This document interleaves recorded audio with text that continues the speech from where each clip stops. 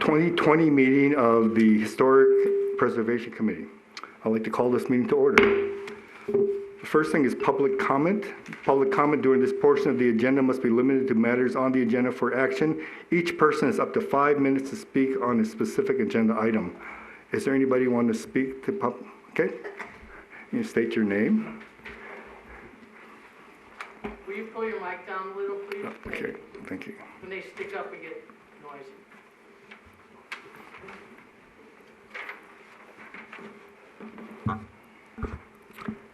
Judy DeShane. I would like to encourage the board to, when you get to the part where the RDA money and there were changes the council wanted, I think they forgot to mention that instead of only a 5-year, that somebody had, if the RDA gives them money, that it's only a 5-year for them to do, to keep the, promise to keep the outside and keep the building historical. I think that needs to be up to 10 or 15 years because it's the exterior of the building. What they do inside, you know, is fine. That's up to them and whatever their business model is. But I think the exterior, if public money is being used to keep a building historical or to put it back to its historical origins, the owner should be obligated to promise not to take any of those corrections out for at least 15 years. Thank you. Thank you. Any more public comment? Okay, I'll close that. For possible action, approval of the minutes of the December 3rd, 2019 regular meeting. Do you have a motion? I'll make a motion to approve the minutes. Second. All in favor? Aye. Aye. Any opposed? So that passes unanimously.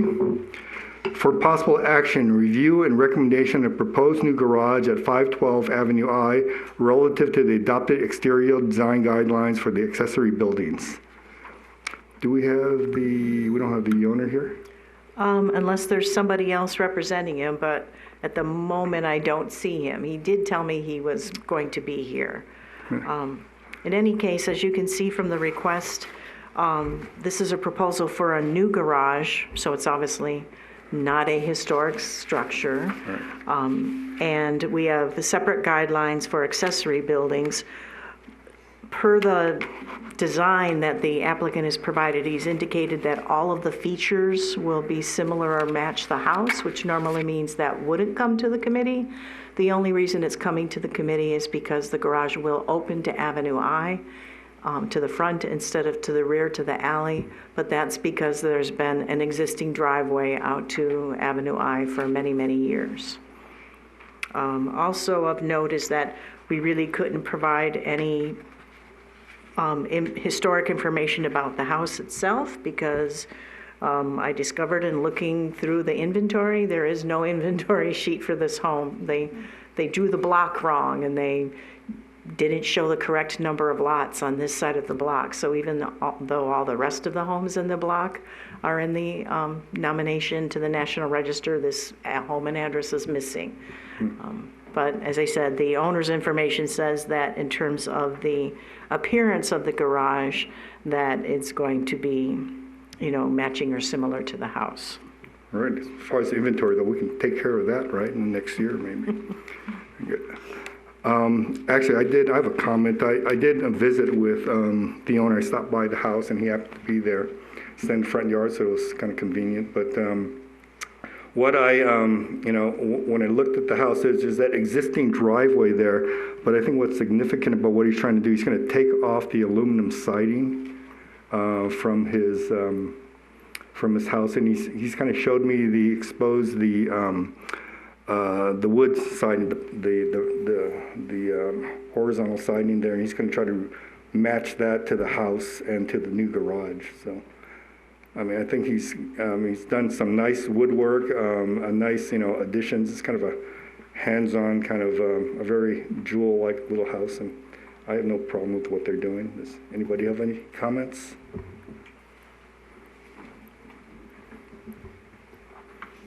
No comments? I mean, I would make a motion that we, if we have to do that with possible action, I don't know what the motion would be, but I would make a motion that we let him do what he has planned because it looks good to me. Mr. Chairman, just to clarify, you're welcome to make any recommendations to the owner, but you don't have the authority to grant approval or Right. disapproval for what he wants to realize do. that. So we make a motion that we don't Have any recommendations? We don't have any recommendations. I make a motion, we don't have any recommendations. Any second? Do I have a second? I'll second. All in favor? Aye. Any opposed? Okay, that passes unanimously.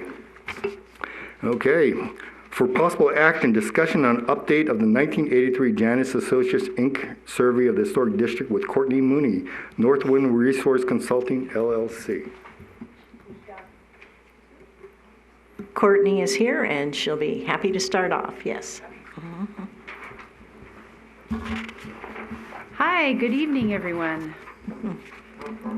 Hi, Courtney. So, Michael Mays asked me to be here tonight and explain to you what exactly that we were asked to do by the City of Boulder City and hopefully address some of your questions.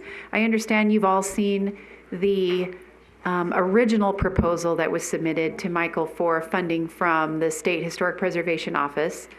That has since changed a little bit. So the project is now no longer an update to the National Register, the existing National Register nomination, but it's an historic resource survey, which is kind of an update, but we're not actually updating the official nomination.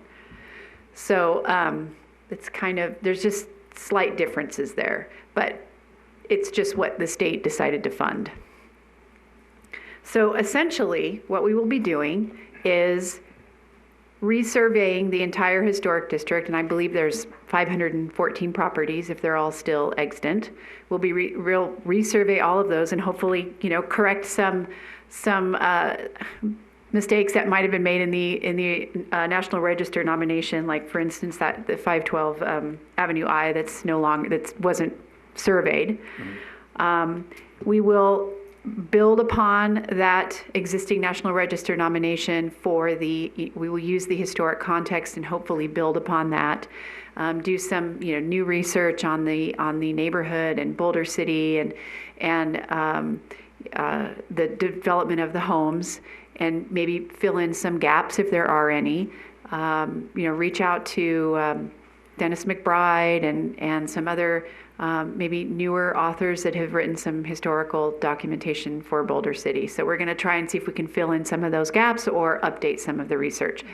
Typically, when National Register nominations, the SHPO likes to see them. They consider a national, if it's 10 years old, it's too old, right? So this one was done in '83. So this update will, SHPO really wanted to see this update because there's probably been quite a few changes since 1983. And hopefully we will be able to, one of the things I noticed in the National Register nomination is when I saw the individual forms, they mentioned whether or not the properties were contributing or non-contributing, but they don't say why. And so this survey will explain why the properties would be contributing versus non-contributing, and will explain the character defining features of those properties.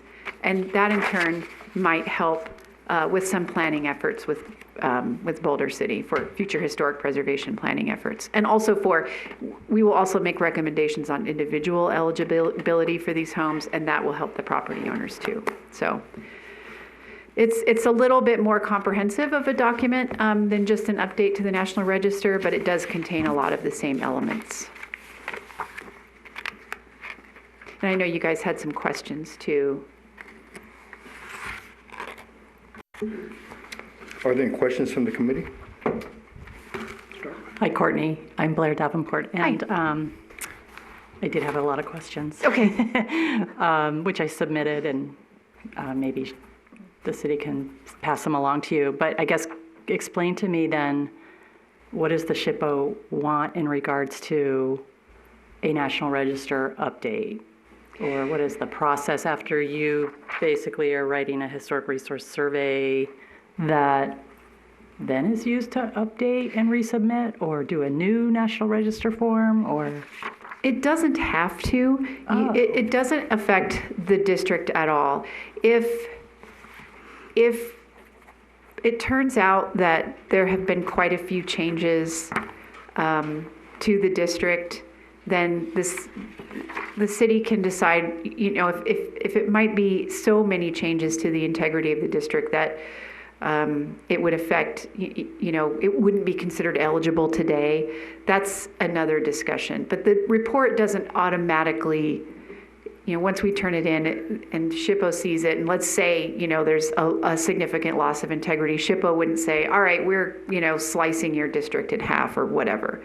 So that's a decision that's a conversation that can be had when the findings are shown at the end of the survey.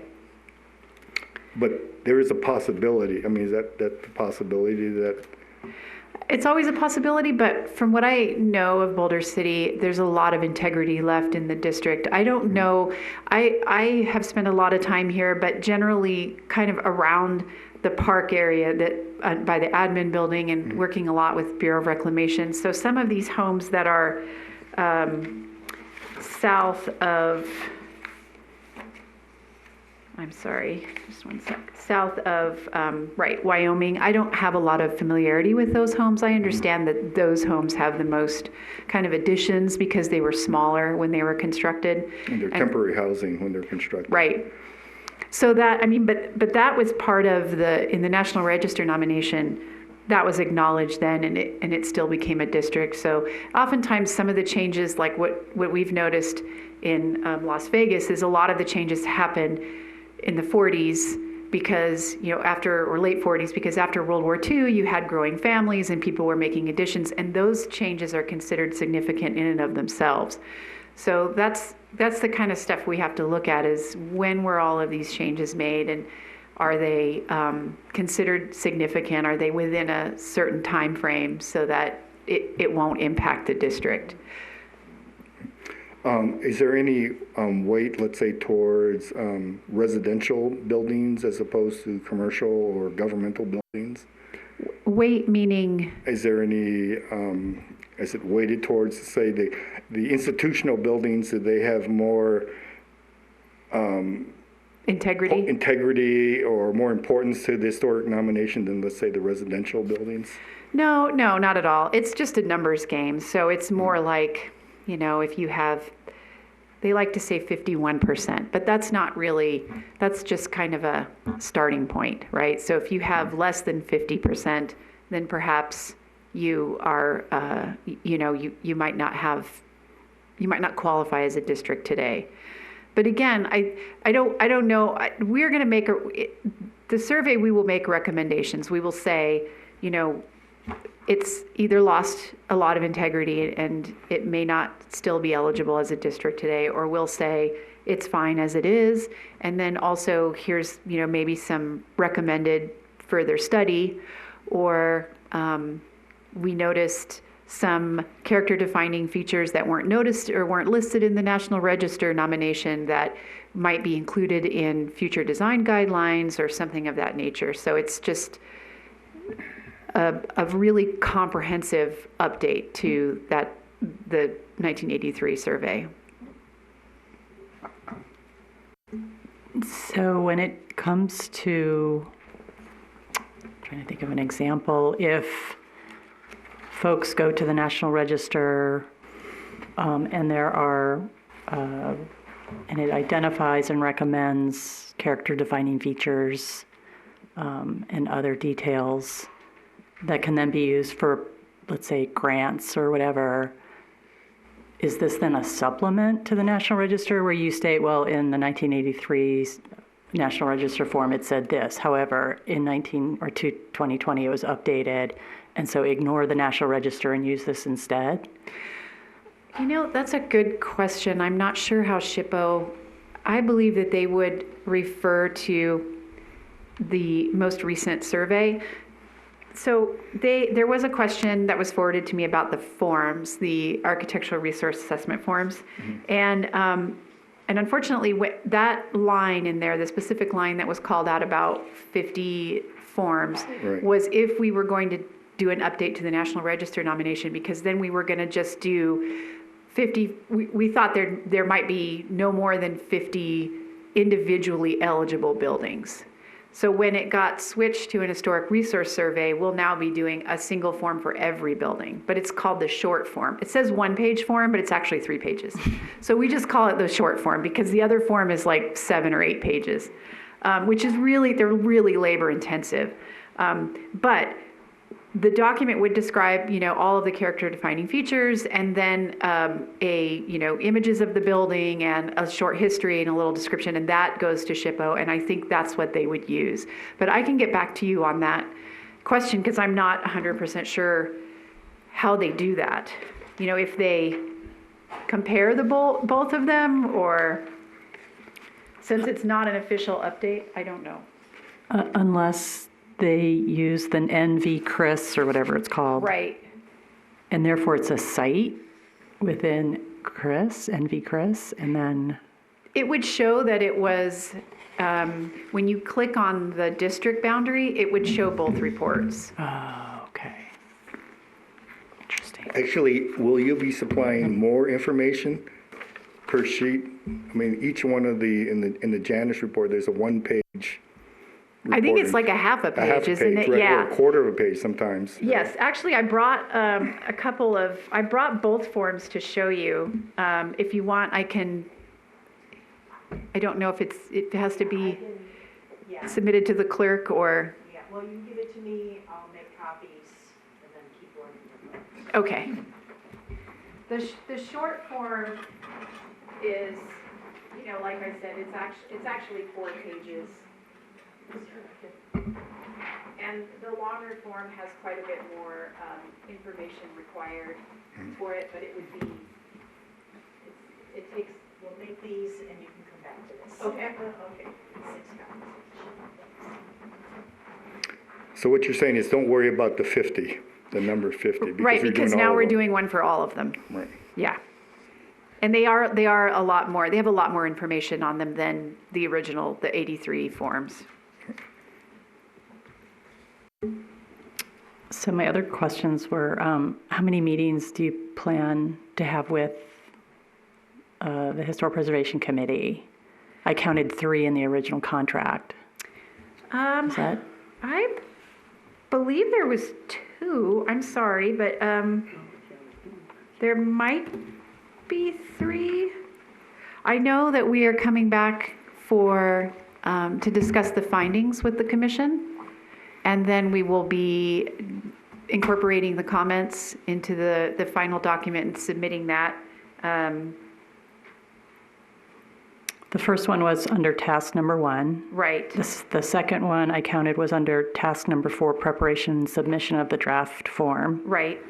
And then there was the additive or the optional meeting. Oh, yes. Under task number 6. You know Wasn't what? sure if that was approved by the city. Thank you. I think it was, but I'm wondering if that is task 4. I apologize. There's been a couple of changes to the scope, so I'm not, Okay. but I will find out. Let me see if I can. Another question I had was, maybe this is a question for Susan, but is there a possibility of involving the community outside of the Historic Preservation Committee in your presentation, especially that third one, that optional meeting? I would, I don't see why not. That's, I guess, up to Mr. Mays to determine how that presentation is, the venue that is used for that presentation. I'm not opposed. I just think it'd be Sure. helpful to, I guess, let the people in the community who are interested know what the process was that you went through and the outcomes, and then perhaps, you're going to have recommendations, like what some of those recommendations are. I don't know. Yeah, So sure. we can work on that. Okay.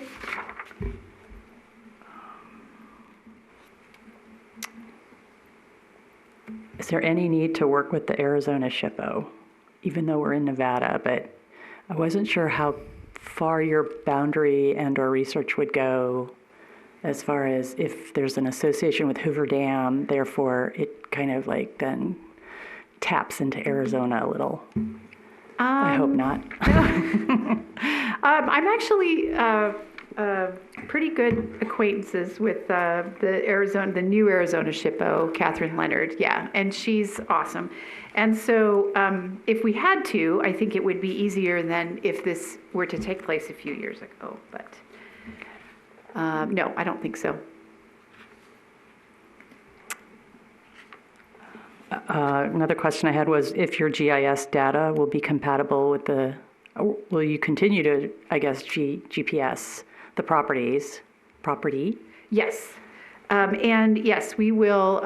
We have the assessor data from the county, so that's what we'd be using. So what it would be, it's basically the same data that all the municipalities use. So it'll be compatible for sure. Oh, so you're going by just that boundary and not, okay, that makes sense. So there's no need to make it compatible with the city's GIS system? It will be. It's, Okay. We use the parcel data from the assessor, as well as I believe SHPO assigns certain numbers, and then it will all be, they assign resource numbers, and then that is, it's, GIS is a little bit, I can sort of speak the language, but it all populates into the same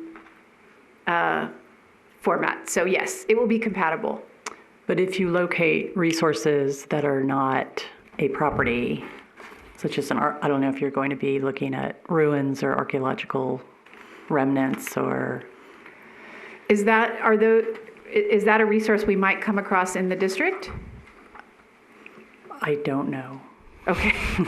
I mean, I'm assuming it's all developed. I don't know. But if there is, I don't know. We're not doing an archaeological survey. Right. So it would just be properties. Okay. I guess one Like example parcels. was the water treatment plant. One of the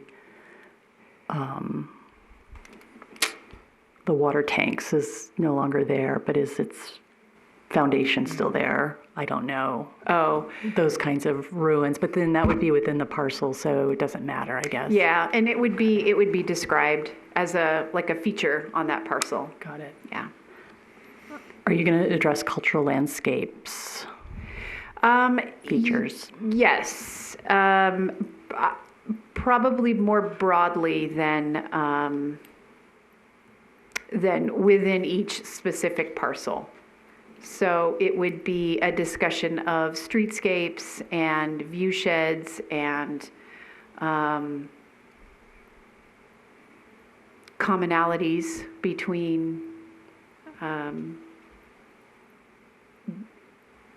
It would probably be more of a summary, I think, is what I'm getting at, rather than specific parcels, addressing specific parcels. So it wouldn't address the entire cultural landscape for the district as designed by the landscape architect, Yeah, that would be in the, absolutely, that would be in the historic context for sure. which talks about perhaps the roads Yes, and alleys and greater, the development, the layout of the town, and Right, yes, the right. DeBoer plan, and yes. Okay.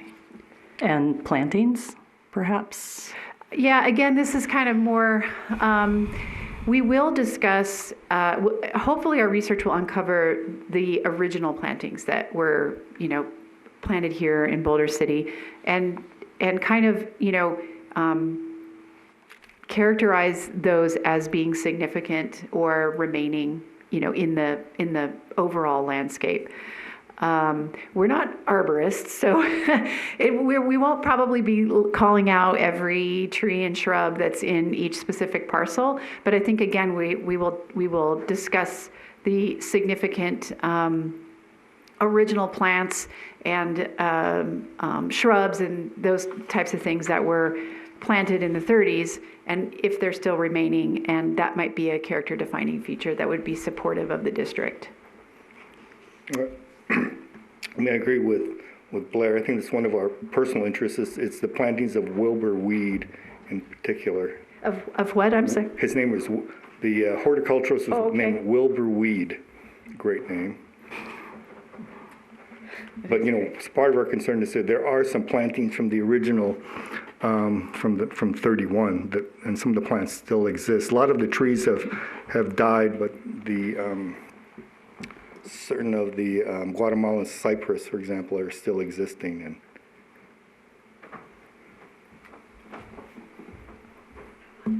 And they have a historic content, especially and in the plazas near City Hall and things like that. There are some older specimens that still may be left over from that period of Okay. 31. So the current boundary, as well as the National Register form, doesn't address associated resources. I kind of mentioned this a little bit when I talked about Hoover Dam. Will this survey acknowledge that there are other National Register, if not eligible for the National Register, properties that are associated with the Boulder City Historic District? There's railroad resources, Hoover Dam, perhaps there's some roads, Highway 93 or 95 sections of that are eligible for listing. Those will be on the NV Chris, I think, Okay. site. But then the National Park Service, if not the Bureau of Reclamation, Cultural Resource staff might have additional stuff that hasn't, made it up to the Nevada SHPO. So that was something I recommend perhaps contacting them if there's a missing data or something. Okay, cool. Right, and currently, the Bureau of Reclamation is been involved with researching their historical landscape because they're going to redo their irrigation, and they're looking at doing, so they're concerned of what is there existing before, and we can give you contacts from the people who are working on that project too. Okay. Would that be Mark Slaughter? Mark Slaughter and Nathaniel Gee, but Mark Slaughter, yes. Okay. And Nathaniel Gee. Okay. And my final question, I guess, is there anything that the committee can do to help with the survey? Or is there a need to reach out to the community to assist with the survey? It's possible, and I will definitely, when we start really diving into it and getting into the meat of it and looking at where some of the gaps might be, research gaps or theme type gaps, then we could email, reach out to Michael Mays and ask if he knows the best resource for that. I'm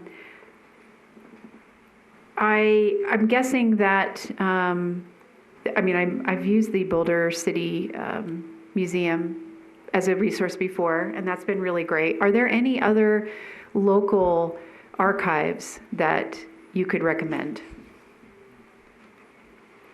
Just the personal archive of Dennis McBride. Okay. Definitely. Yeah. Well, Dennis McBride and also,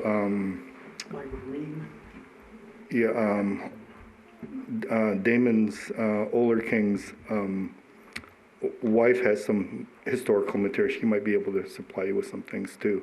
Okay. He was the urban forester for Boulder City. And I know... Isla Clements also might be somebody, a resident that would have a lot of stories and a lot of historical information. You said Ira Clemens? Isla. And Mimi Rodden moved, correct? She doesn't live... She lives in Henderson. Henderson, okay. And we've always been curious to know where are the original materials from the Janus report, if they're with the city or if... Or with SHPO? Or with SHPO, right. Okay. And then I don't know if the city has any records. And then there's the library has a Nevada room. I don't know what's necessarily Well, in there. the library, it has, in the Nevada room, there are the collection of oral histories that are probably worth looking at. but there's also other documents that are available in the library. Another resource for you may be Stuart Adams. He worked for the city, and he worked with Damon Oler King on landscape, so he has a lot of the background, so he's very conscious of the historical trees that are still left. Oh, okay.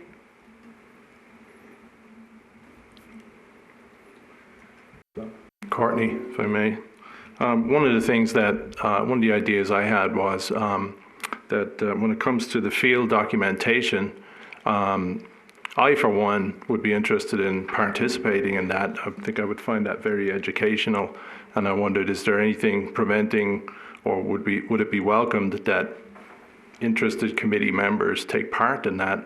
And I think it would also help to address some concerns about your people going about town, taking photographs, and to have somebody with you that was an official, so to speak, would be beneficial to you guys, I would think.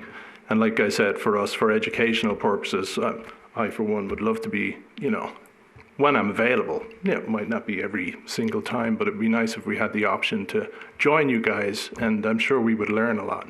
Okay, I'll bring it up to Mr. Hayes. Yeah, that would be. Mr. Chairman, I do have an answer to that since you had brought it up at a prior meeting. And I had checked with the city clerk because basically our concern at the time was open meeting law in terms of quorum. And her response is that if members are simply performing a task and not deliberating about an item, she still said even in that case that no more than 2 members at a time could assist. And she said that it may be even better if certain people stick to certain tasks to avoid even the appearance of a walking quorum. For example, member A could take pics, member B could assess historic buildings, etc. She said you want to avoid member A and B discussing with the consultant, who then in turn communicates what was said to members C and D if it's regarding a matter that will appear before the board. She said as long as the consultant doesn't share, there should not be a problem. But she still said no more than 2 members at a time. Sounds great. I think having more than 2 would probably be a burden anyway. People would think the wine walk was going on or something. That will still be up to, obviously, our consultant and what will work best for her methodology. So, but I'm sure she'll keep you apprised of that. Oh, that reminds me of another question I had.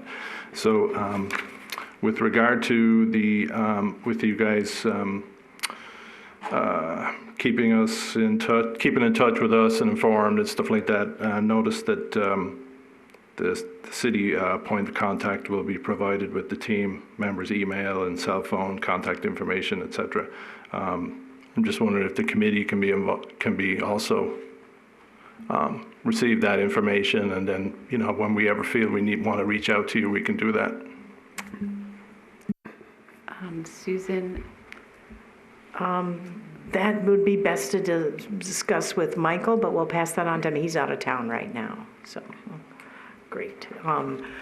Yeah, the important thing is for her to obviously be able to perform the duties of the contract, and I guess it'll just depend. It may be something. It may be something where Michael would recommend that any questions you may have for her, that they just get directed through staff, and then we'll pass them on, rather than her responding directly to members, which probably would not be appropriate. But we'll ask about that.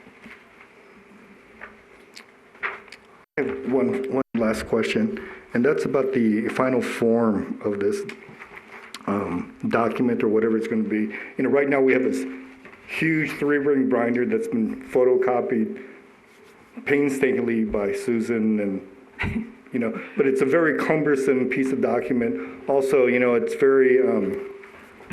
It'd be nice if it was more accessible to the public. This information. Online. Yeah, and will that, what will the form of this final document look like? We are planned to submit a hard copy if requested by the city, or and also on a disc or electronically, however the city, whatever is easiest for the city.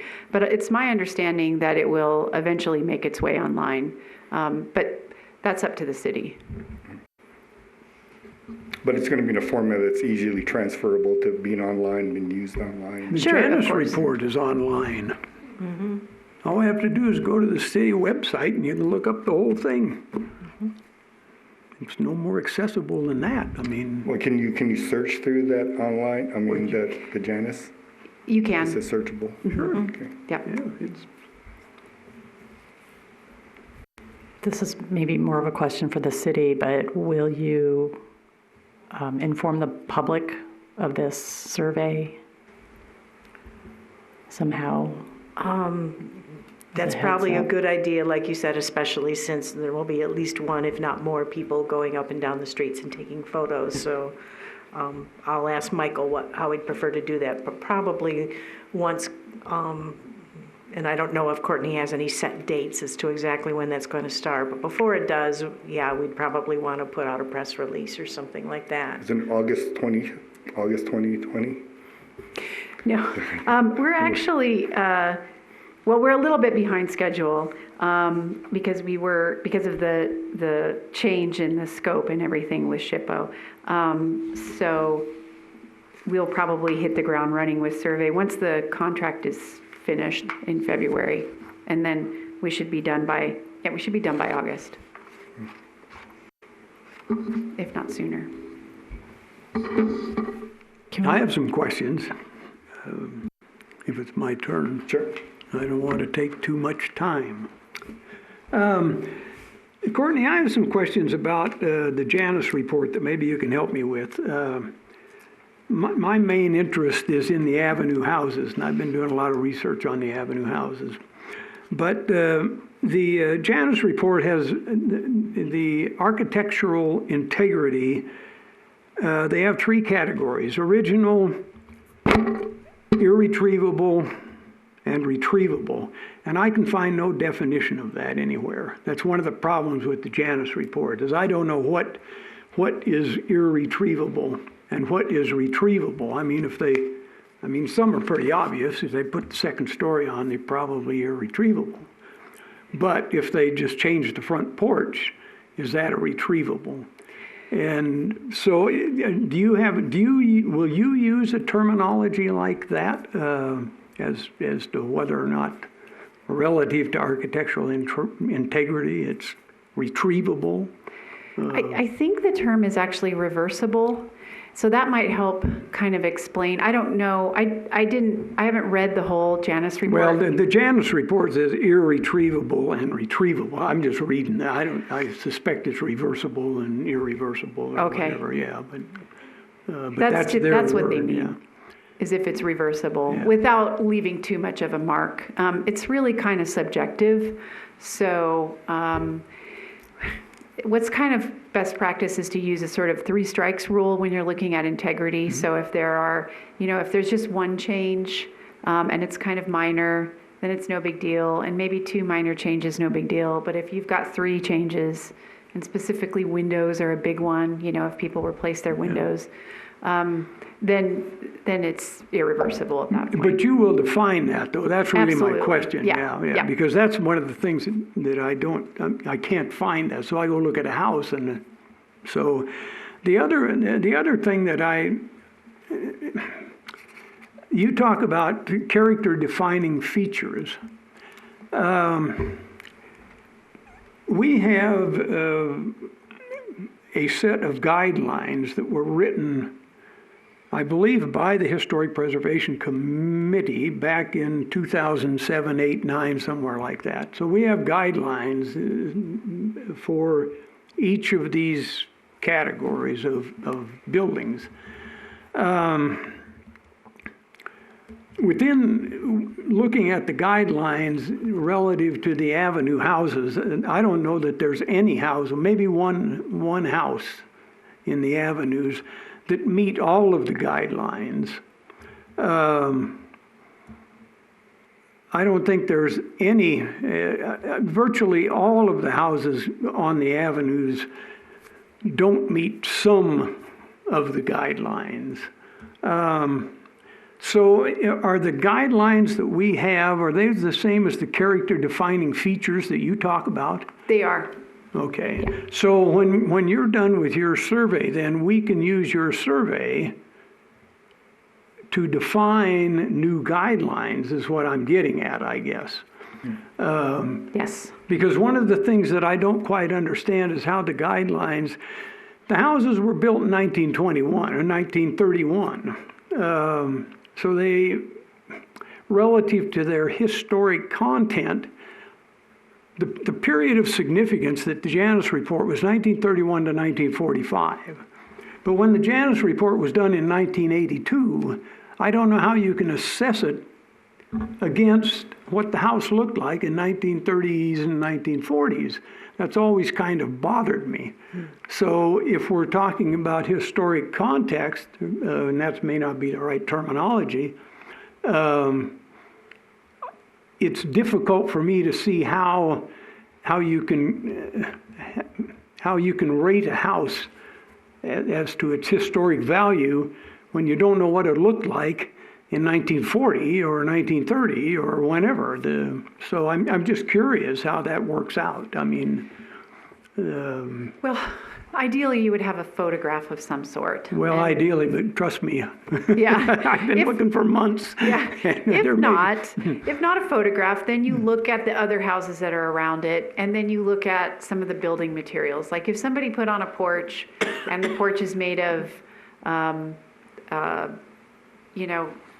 vinyl wrapped concrete columns or something, you know that's new, right? Right, right. So you kind of like understand that maybe that porch wasn't there before. There might have been something else, a different type of porch that was taken down. So you start looking at the other homes in the neighborhood to see if they have porches that look original. And you start kind of putting the puzzle pieces together and putting together an idea of what the homes originally looked like. You can use historic aerials too to kind of look at, how big they were, if they've had additions, comparing them to the other homes that are within the neighborhood. So if you don't have photographs, you kind of work backward. Well, I'm just going to be very curious to see what you come up with because it's very. Me too. Because I walk the avenues 2 or 3 times every week, and I still can't come up with a sense of what they probably were historically. And I don't know what historic was. I mean, it was. I'm hoping that we can get a definition from you of what historic was. Okay. Challenge accepted. So. I'm excited to really explore that. Well, I'm area, excited. too. I'm excited to have you down there because I have, like I said, I've been doing Tiani's back there, and I've been spending time in the archives at the museum, and there's a tremendous trove of information down there, but there is very, very little information, hard information about what those avenue houses looked like in the 40s or the late 30s. There are some pictures of what it looked like in 1931, 32 when they were when they were first built. But as soon as those houses were available to be modified, people started modifying them in 1936. And so the modifications are historic. Right. But it just goes on and on and on. From the get-go, they were modified. Well, yeah, they were. Well, they weren't modified until 1935, 36, because the Bureau of Reclamation wouldn't let them do anything to it. But and I've got one other little question here. The goal of this documentation is to provide a nuanced assessment of integrity. Can you define a nuanced assessment of integrity? Well, it goes back to what we were just discussing. Okay, that's So, what yeah. So it's an opinion, I guess, is a earnest, a value. Okay. Okay. Oh, and then one question, and I think maybe Blair brought this up, but one of the things that is a real problem for me is looking at the houses in the avenues were built by the 6 companies. Well, we can't find any documentation, haven't been able to any so far, within the city of what the 6 companies' plans were, when they did it, et cetera, specifically the plans, the house plans for those avenue houses. And it recently has occurred to me that perhaps Schipul, because Schipul is the one that actually paid for that Janus report. They funded it. So Schipul may have that information. So maybe you could ask Schipul if they have the 6 companies' archives. And maybe they don't exist. Who knows? I mean... Now, I know Reclamation has an archive, right? In Denver.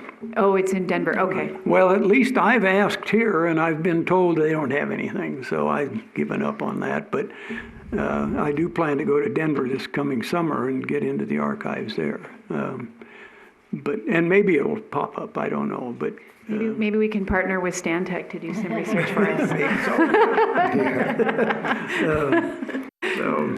I have a feeling that the NARA records are better organized and accessible now compared to 1983. Yeah, I think and so. I know of people who have gone there to do research, and they found a lot. Yeah. So actually, there's a gentleman here in town that and he's done some fantastic stuff. So there's hope. There's hope. But yeah.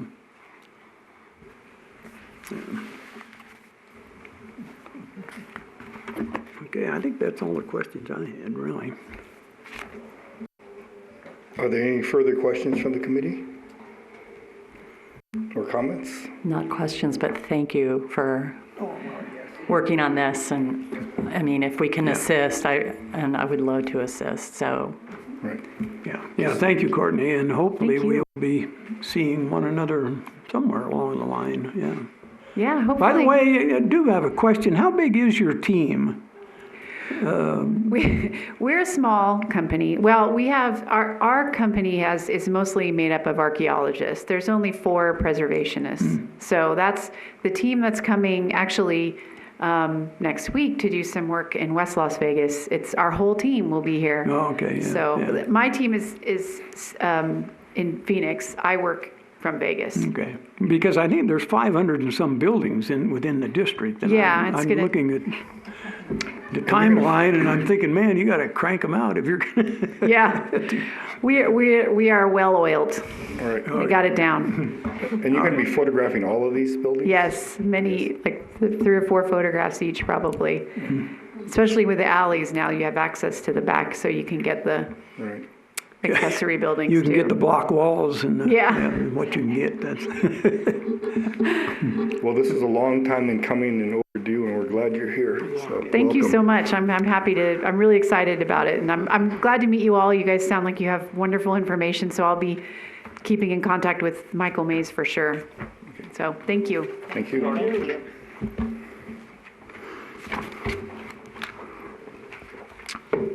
Okay, for possible action, discussion regarding Stantec study of city-owned buildings.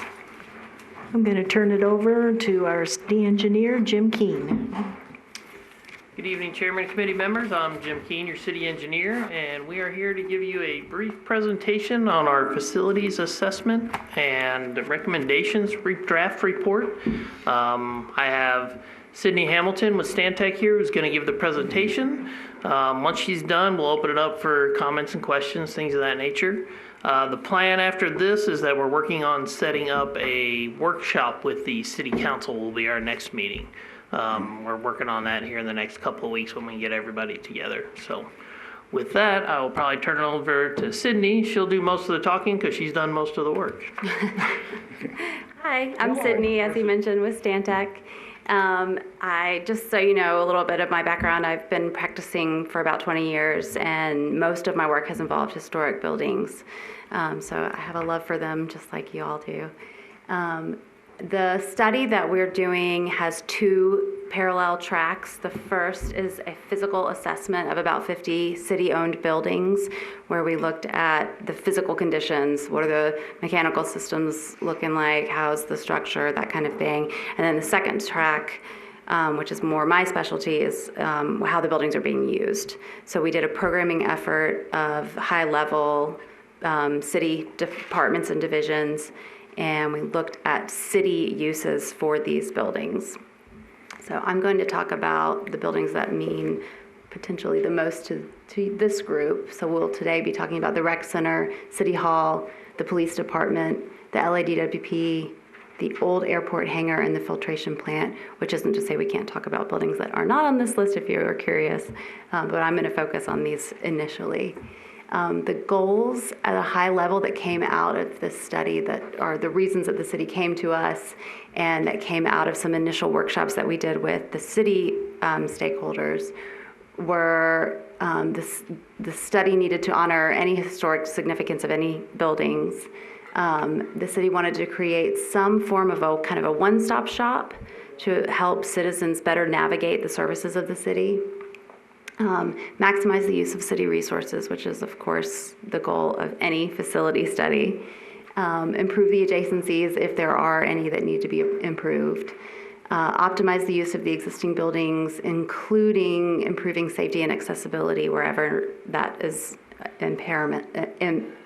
is wherever it's necessary, which is everywhere that there's a public facility. Improve the operations and customer service, and then improve the city image and the first impression that you have anybody coming to the city, whether you've been here for 50 years or if you're brand new. So the first building that I'm going to talk about is the rec center, and the big picture is that we are recommending no change for this building. It's a great example of a historic building being used. It's got great public access. It's in great shape. It's working very well for the services that are housed there now and for the foreseeable future, so we're not recommending any major change to that facility. The second is this building, City Hall, another great example of adaptive reuse in this building. We are recommending that it remain a city hall. We're recommending that it remain a public building.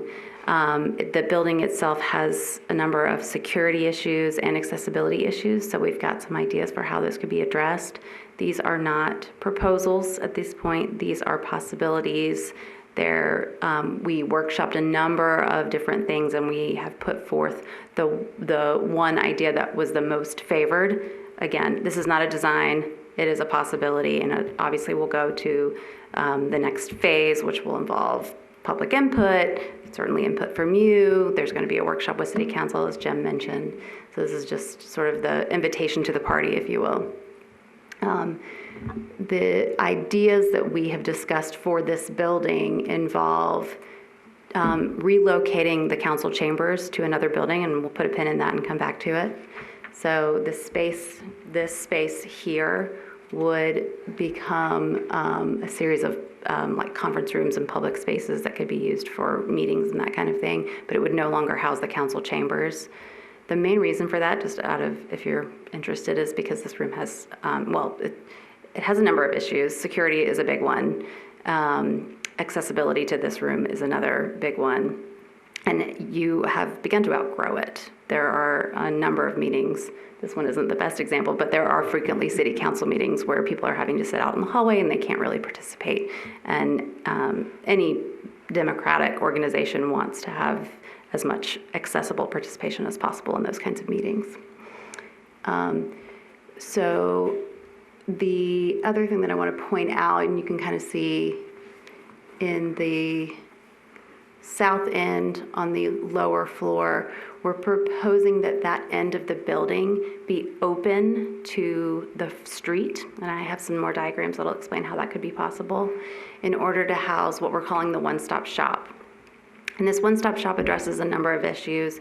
It allows citizens to come to City Hall, and instead of having to go into the building and have any problem that democratic buildings have begun to face since the federal bombing in, gosh, what year was that now? It's been 20 years. is, how do you have a public building that is welcoming and open, but is also secure? Because the last thing you want to do is have 3 floors of no windows and, lots of security that actually makes people not want to come to your public buildings. So a model that we have seen gaining a lot of traction, it has a lot of success, is this one-stop shop where there's essentially a public foyer in the front of the building, and there are cross-trained personnel in that location who have the ability to direct a citizen through any number of, if they just need to fill out a form, and they don't have to go into the building and wander through the building to find the one department that manages that form. There's one place in the front of the building that can handle all of the department. And then if there's something that involves a little more public or a little more one-on-one interface, like a plan review, there are rooms, consultation rooms, right there in the secure zone at the front of the building. So it remains a welcoming presence, but it secures the back of house, if you will, so that you don't have the public just wandering. And this building has faced some issues with that, as you may know. So this would allow for that secure and welcoming presence to take place in the building. The other thing that this building has are the accessibility issues. There are essentially 4 different levels in this building, and we've come up with a solution where an elevator could be introduced in one of either of those 2 places where the blue X is diagrammed.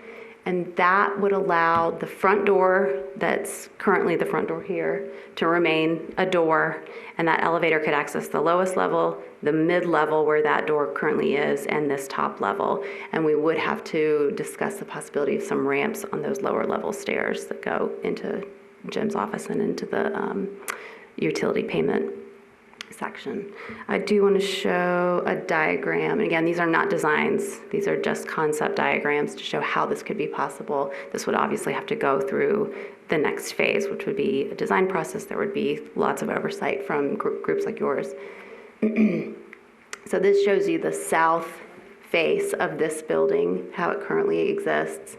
And what we're suggesting is that there could be a sunken plaza. And this is a pretty common feature on a lot of public buildings, as you probably know. And that sunken plaza would address the accessibility issues, and it would allow that front face to be more open to the street. I think it would also benefit this building to eliminate that exit stair that was added later. It's not original to the building. It was added in the 40s, we believe, is the best we can tell from the drawings. We did also explore the possibility of turning this end of the building into the one-stop shop and letting that be the door to the one-stop shop. Ultimately, this was favored by the committee, but we certainly would not want to eliminate any other options at this point. These would all be options that we could put forth. The next building that we want to talk about today is the police department building.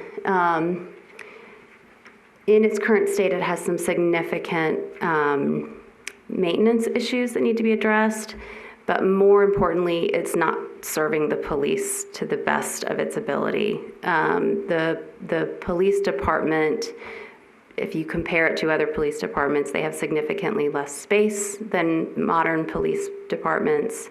And they've really outgrown this building. And in order to bring this building up to what a modern police department needs would be significantly expensive.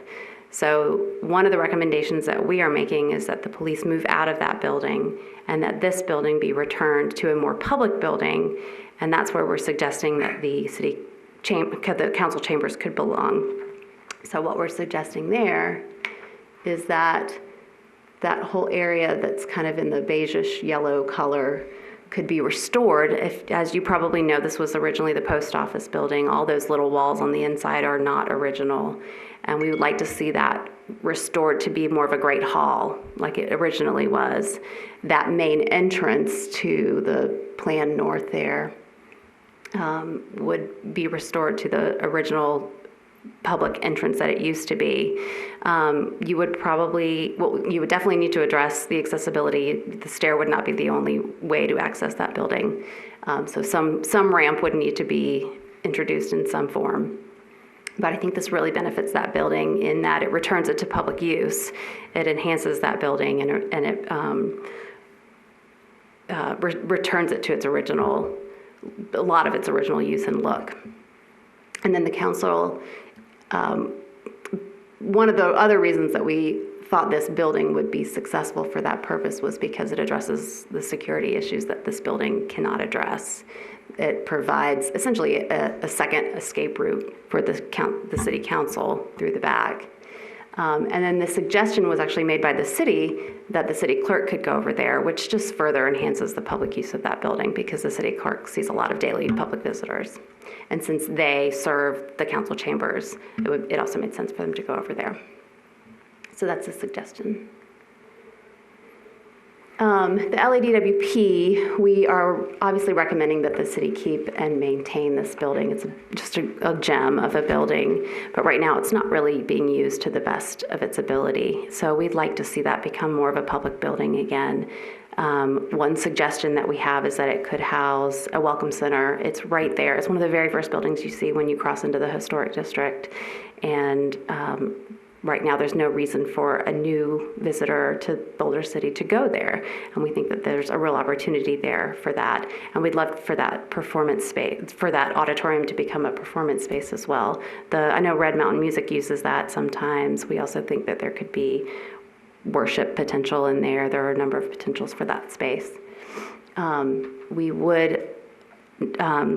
talked to the city, of course, about the functions that are currently in that building. We would not throw them on the street. That would be the last thing we would want to do. So we've identified some locations for them to go, and we would want them to be involved with that decision. We would provide options for them. The food bank needs to be part of the city, obviously, so we wouldn't just disband that.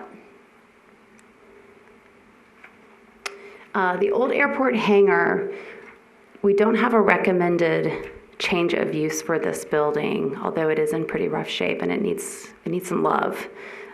So we are recommending that the city keep it and maintain it as it's being used, but it does become a significant planning issue when it comes to just the finances of that building. The filtration plant, again, another gem that is just not being used to the best of its ability. We would recommend that the city keep this building and maintain it. We did not identify any appropriate city uses to go into that building. So it's not in our scope to recommend any sort of commercial use for it or anything like that. We do think that the city should investigate potential other uses. I think this would be a great building for the city to potentially have a public process, maybe even a competition of some kind. We've seen other municipalities do that where they had historic buildings that they owned, but they didn't know what to do with them, and they had public input in various ways, and we think that would be great. The gardens that are there, Reflection Garden, I believe it's called, they're fantastic, and we would recommend keeping those, but they're really only getting you part of the way there. And if there's a way that this city could, that this building could be more open to the public and become more celebrated and more of an asset to the city, we would recommend that. So the major outcomes from our study were, obviously, we want to maintain and honor historic architecture in any way, but we want to try and modernize the interiors, make them safe, make them accessible, and in any way possible, if we can enhance them, return them to a previous state, or make them more open to the public. The recommendations across the board, we think, achieve that. So those were we feel that we achieved the goals. And questions? I'd like to open up the committee for any discussion or questions.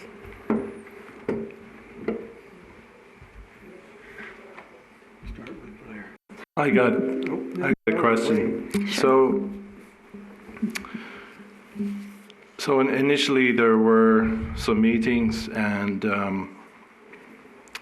you had the advisory team, and there was a visioning session, and you referred to a committee. Just wondering who you meant by the committee. I might have used the term committee to refer to the advisory team, yeah. Yeah, I figured as much, but I just wanted to clear Yes, that up, that there was yes. an official. Thank you. There was an official committee or group of people that were. Yes. Is it possible for us to find out, who was on the committee? And I'm curious who, if anybody in town, was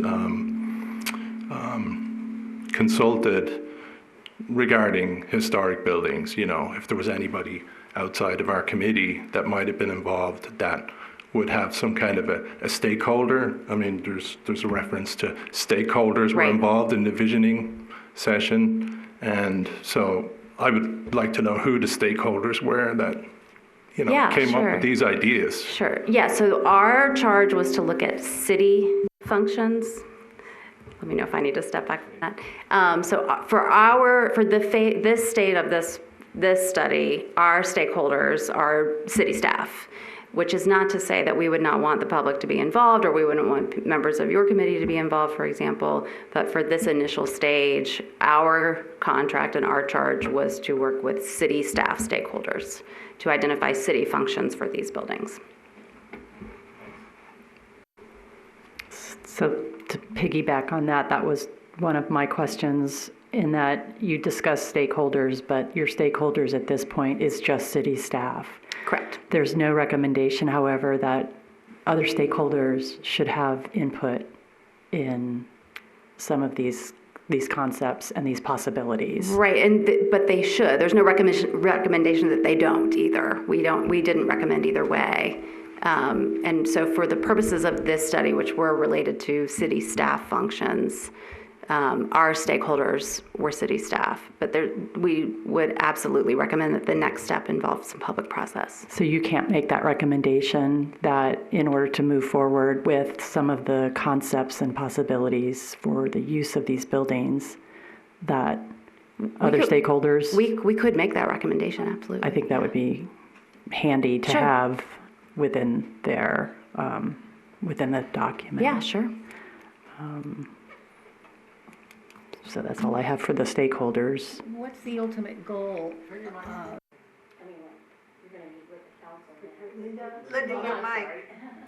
Okay.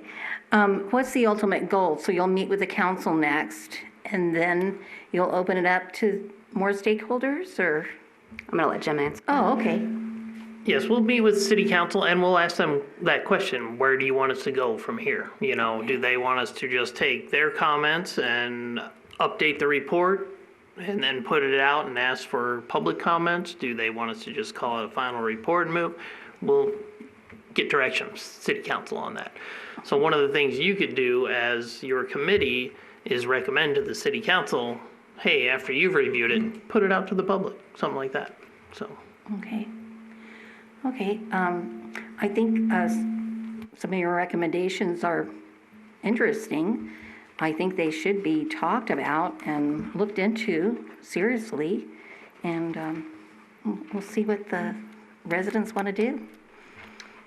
Do you have any, not part of your report, but from your personal past experience, do you have any recommendations what our next step should be? Well, a public process would be really beneficial, for sure. I don't necessarily... I've worked with so many municipalities who've handled it differently, and you know your citizens best. So That's why we want some ideas. Right. So, some municipalities love to have lots of open discussion with workshops, and some like to have things be more, like I mentioned, a competition that recently took place. It was in Golden, Colorado, just west of the city of Denver. And it was almost an open RFP to the public to submit ideas. I don't know if there was a prize involved. So we'd probably discuss with Jim and with City Council, what kind of process would work for Boulder City. But there are a number of ways you could handle it. And maybe it would involve a select number of buildings. Maybe it would be, hey, here's the report, what do you think? It would probably be a little more directed than that, probably more select.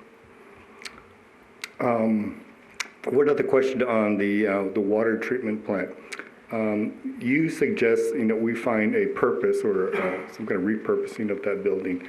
What do you think of the alternative of not repurposing the building, but just leaving it as it is as a piece of architecture do you think that's a viable way to preserve that building? Absolutely, but I would recommend that it become safe for public, at least tours, right? Even if it doesn't become used. Think about places like the Biltmore, for example. That's a really grand example, but that's obviously parts of that whole campus have been repurposed, but parts of it are really just there as living museums, and there's absolutely nothing wrong with that. Right now, that building is just sitting and no one can go into it, and it's not safe. And I think it's just not being celebrated as well as it should be. So it doesn't need to be turned into something else to be preserved appropriately. I think we need you on our committee. I say amen to that. Would you like to come to something? I think the uphill battle with that, though, of course, is the cost to maintain it. If you're able, like the Biltmore, again, they get a lot of visitors, and they've turned other parts of the campus into revenue generators. So they have found the financial model. So that's the uphill battle. It's just the finances of having a living museum. How do you make it work? I'm curious, so with regard to the LADWP building, how did you guys arrive at the idea to have the historic museum move into the building? Who determined its higher and best use? It's a pretty strong term, didn't seem to be applied to other buildings, but there's a lot of emphasis on moving emergency aid out of the building. I'm just wondering how that was arrived at, that idea, So we were charged with determining the highest and best use for all of the buildings that we investigated. So I don't want to make it sound like that was just for certain select buildings. It was for all of them. Although I do think with any historic building, it carries a little more weight. One of the things that we determined with that building, in part because of its location within the city, because it's one of the first buildings you see when you cross into the historic district, and because we also workshopped a number of other potential uses for that building. For example, we talked about what if the council chambers moved over there into that auditorium space. It was ultimately determined that there were better locations for other city functions, even though we discussed possibility of putting some in there. And so then the problem became, well, what is the best use for that building if it's not city use, if it's not council chambers? And the idea for the Welcome Center, I don't remember exactly where it came about. It was in one of our workshops. Someone threw it on the wall, and we thought, let's talk about it. And it also became a discussion item that if the Welcome Center were located there, could some of the museum functions that are in the hotel be relocated, and could the hotel then add more rooms and generate more revenue? And it sort of snowballed from there. So it seemed like a great candidate for that building. It also does not seem like that building is the best place for an emergency aid type of organization. It's there because there was space. It's not there because that was the best location for that organization.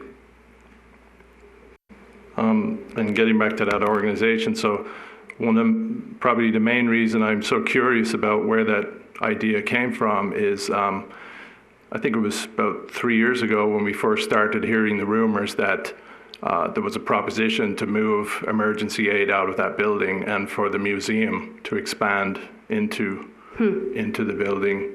And then 2 years ago, when our ex-mayor was still here, we had a full house here in the chamber, and many residents came out, and they were just outraged and incredibly upset at the idea that somebody was suggesting emergency aid would move from this historic building.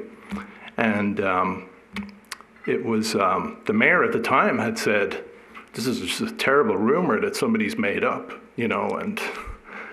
and yet, here we are. And here it is. And here, well, it's not only that. Well, the idea- the director of the museum told me personally at one of our workshops that she had a vision for a visitor center in that building, and for the museum to expand into that building, and that was 5 years ago. Okay. And it's almost word for word what Right. her vision, just she told me, she said, this is my vision for that building. And I thought, wow, that's interesting. But it seems like since that time, it's been rumored that there was an effort to move them out. But apparently Alan here was the guy who went to them and proposed that they consider moving to a new location. So I don't know, Alan, if you want to talk about that. No, really. I think we're looking at this. Terrible coincidence. It's just Well, I don't think it's a unbelievable. coincidence. I think logically what I think probably happened, and we were brought on a year and a half ago, I would say. So what I'd be willing to bet is that rumor spread enough that it stuck in somebody's mind. And when we started workshopping ideas for that building, somebody said, I remember there was this idea. Yeah, well, I'm just That's surprised likely that where it somebody came would from. be pushing an idea that had been so Right, vigorously, controversial. there was a great outcry against Right. that idea/rumor at the time. And so- we did not meet with the museum director. That wasn't one of our stakeholders. So it didn't come from them at all. Well, I think it's interesting to have a third party that's not emotionally involved to look at these buildings and see the possibilities, because you're used to it. You travel around and you're used to working with historic buildings. I think that's very beneficial, and I'm really glad that the city took that initiative and made the budget item to hire you, because I think the historic buildings are rare. For example, that water filtration plant, I don't think there's very many of those left in the country. So, if you start looking around the United States, that's a very rare building in itself. So I think the third party look outside of is really important. I'm glad you came and helped with that. So, And I'm not completely emotionless, because I did fall in love with Boulder City pretty quickly when I came here for the first time. one of the things that I guess I wished that this would have done was perhaps consolidated the historic resources, structures in its own perhaps section. And I'll clarify that because, and I understand what your mission was to just work just strictly with city staff to find out what they think is important. With the understanding that hopefully eventually other stakeholders will be involved in the process. However, you just mentioned it a little bit where you stated that the historic structures really do have another level of importance, a higher level, I would suggest, in regards to the fact that we're a historic city. Within these buildings, many of them are in a historic district. And within your report, you talk about historic significance, I believe, or historic importance. And we use it as a pretty general, vague term. It's very we vague don't without define any, what that means. It doesn't mean anything, in my opinion, whereby if you were perhaps to put the historic resources within its own section and talk about their importance, but also the fact that they're within a historic district, and therefore there are codes and or other values associated with them, in addition to what city staff wants. And so I guess I was curious if there's a way to put, a map of the historic district, or somehow identify within your spreadsheet of all the buildings in lieu of historic importance, maybe define what that is and or just state that it's in the historic district. Yeah, I think we'd have to discuss that as far as the scope is concerned. at this point, the determination of whether or not a building had historic significance was input from city staff, including Susan, and just sort of, sometimes you just have a gut. You just know, right, if a building is historically significant. And you look at the LADWP and you know that that building has the potential for historic significance. Under the fact that it's, or only because it's within the historic district. However, you have other buildings that you address that are older than 50 years that may have significance. And so that's not addressed in here. So we can discuss that with Jim with regard to the scope of this project. And so that then brings me to, if you had a separate section that talks about historic resources, then you could like plug in there the concept of the 50-year-old, magic number, right? And Secretary of Interior standards that go along not just with this general code, I believe that you said in here, but, there are other guidelines that historic structures need to follow in addition to code. Right. So that would be handy to enter that. And then regarding the filtration plant, I found that it was conflicting where there was recommendations in here for surplusing, but also for retaining and repurposing. So which is it? So the square footage within the building is considered surplus for facility management purposes. So this is a facilities management document. That's what our the assessment report is. And so just in terms of the number of square feet that the city owns, how much square footage is being used, how much is going to be needed in 20 years, that's the planning side, and how much is usable square footage. So because there are no appropriate city functions to go into that building, the square footage as just a USF is considered surplus. I think it comes across as the building as a whole is surplus, not just the interior space. But I could be wrong. We can try and wordsmith that a bit.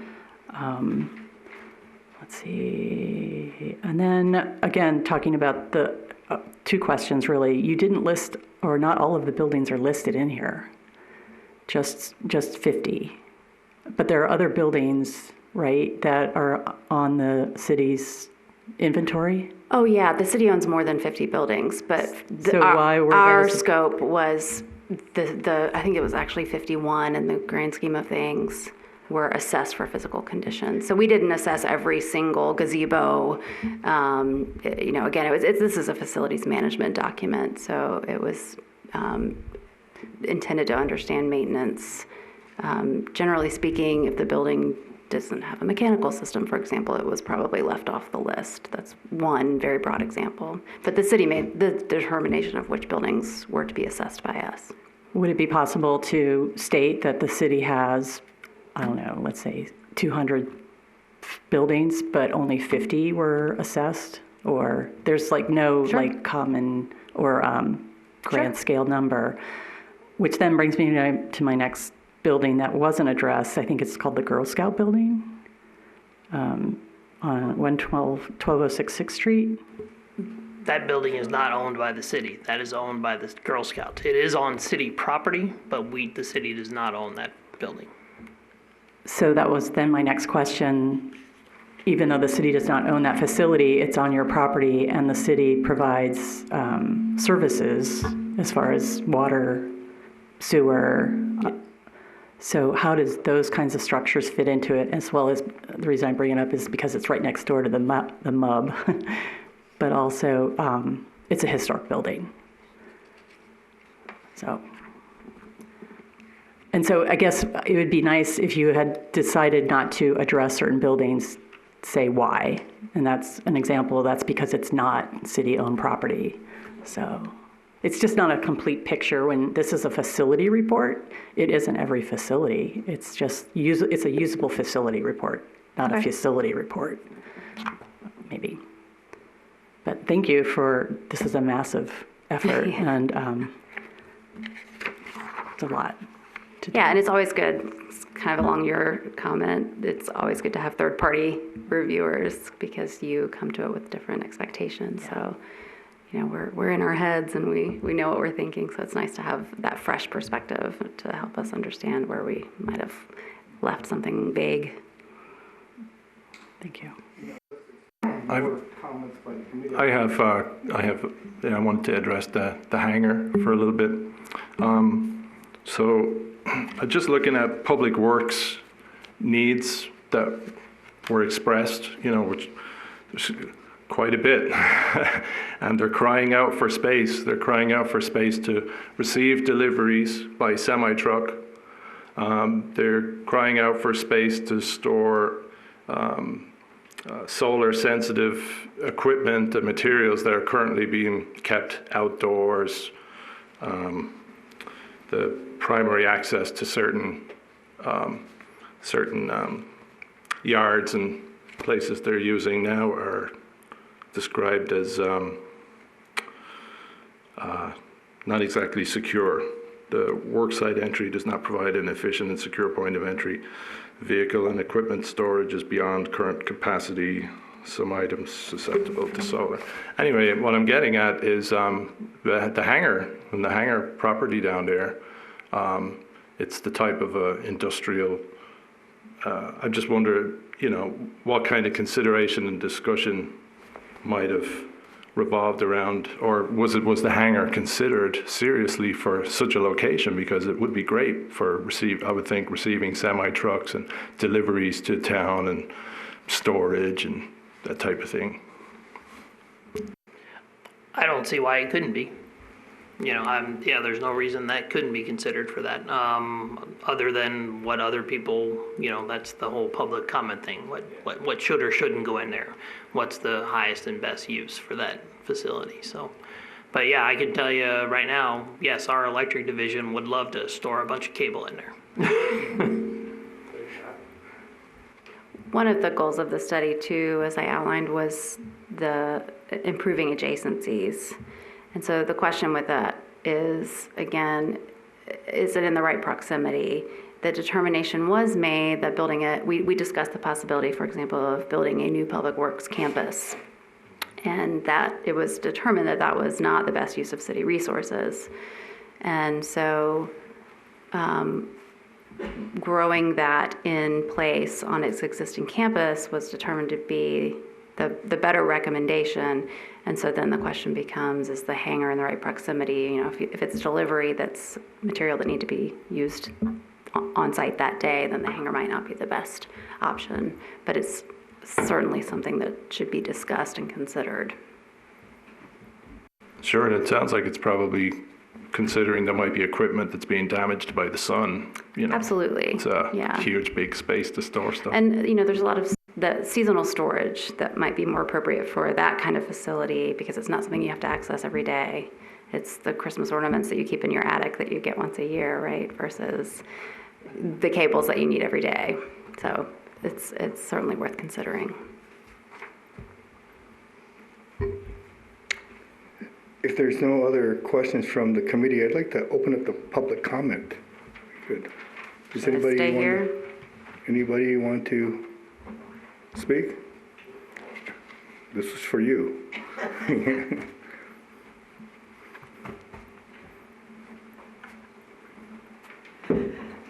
Judy DeShane. I just was wondering if, the various, as she was going through this screen prints, and everything that, and there's going to be little conference rooms that if I came in and I need to talk to Susan about my building permit, and Susan would come to one of those little meeting rooms and we'd get together and go over the drawings or whatever, if that was required. And that's all going to center around that common area, or that, what did you call it? One-stop shop, thank you. Then, some of the other things when she was going through them, it looked like, and it was basically sounded like, we need this because people might come to here, there, or the other place. If everything's going to be done in one stop, it's like the public is not going to be allowed to see what's in the rest of these buildings as the years go on, because everybody will come to us in a conference room, which I agree is probably fine, but then some of the things that, well, people need to go see the city clerk. Well, is it citizens that are going to get to see the city clerk, or is it only mucky mucks from Clark County? I mean, I have no idea, but it just seemed like it was a double speak, more or less. If everything's going to take place in this common area, then why do we have to have all this room and whatnot for the public to go to these other places? That's all. Thank you. Any other public comment? Yeah.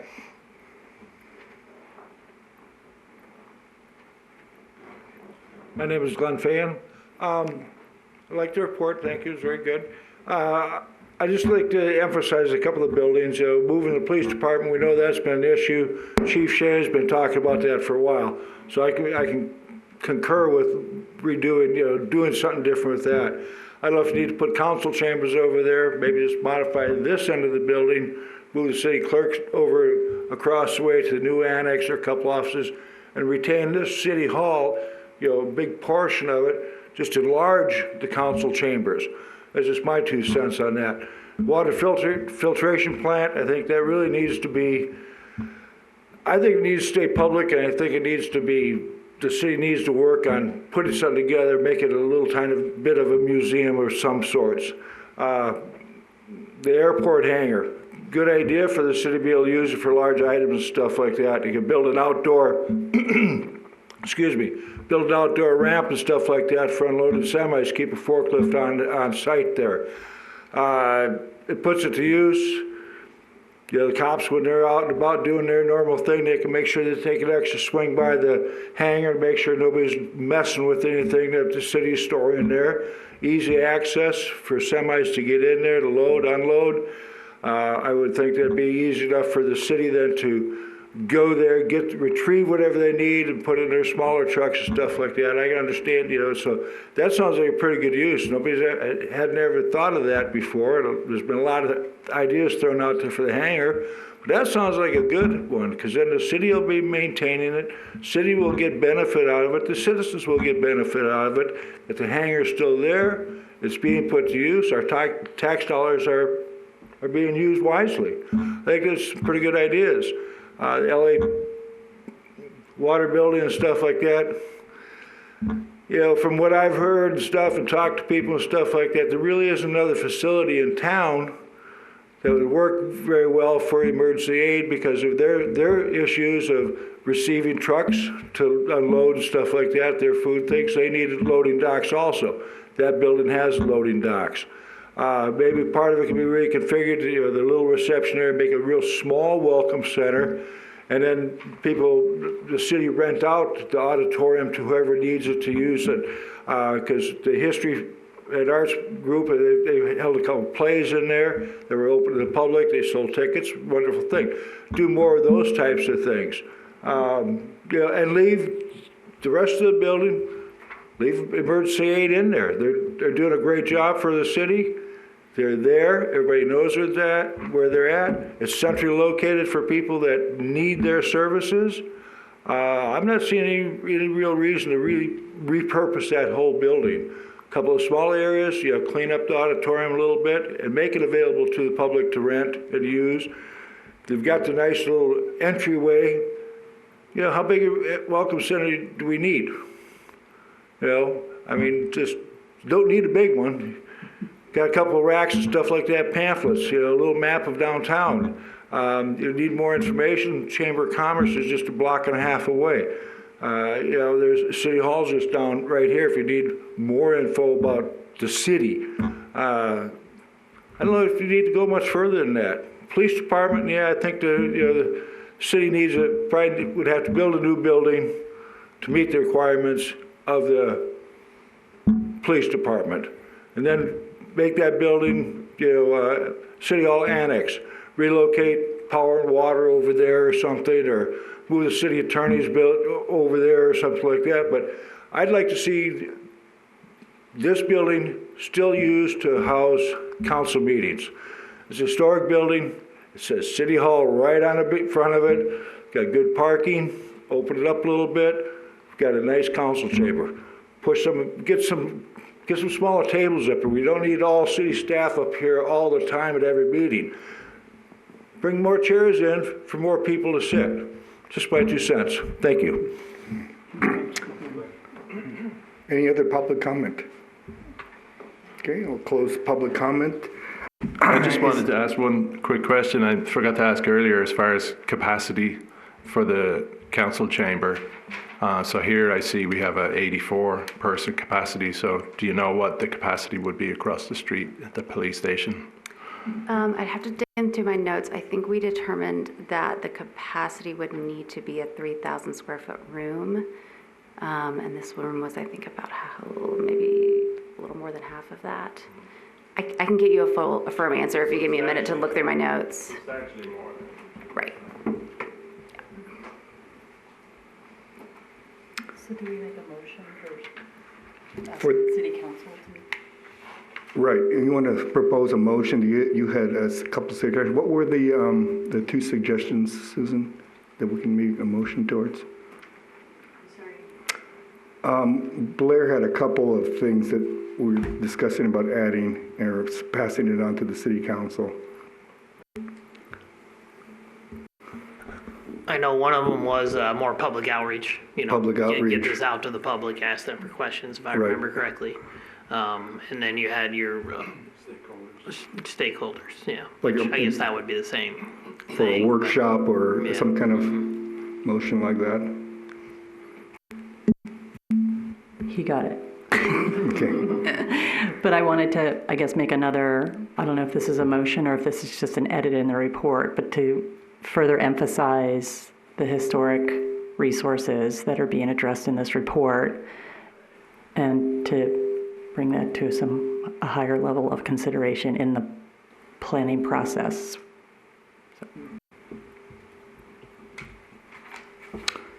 do you have a motion? A second? Motion, or do you just make notes? I do have that in my notes, so, and I'll be sharing these with the council as to what we discussed, so. So you don't think we need a motion, Susan? I think we should do it officially. It's not necessary, but you're welcome to do that. We can do it as a motion, go ahead. I make a motion that City Council, when reviewing the report, consider seeking stakeholder and community input on uses for the facilities, as well as to consider the historic structures within the report and concentrating with a little more emphasis on historic structures having a higher level of consideration or sensitivity in the planning process. Do you have a second? I'll second it. All in favor? Aye.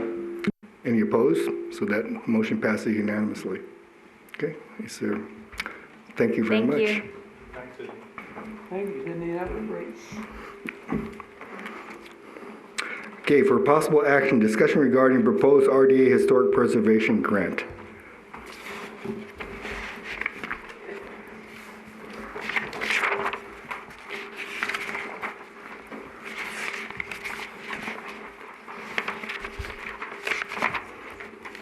I believe Michael, sorry. I believe Michael told me that Blair is up to speed on this and can provide you some updated information.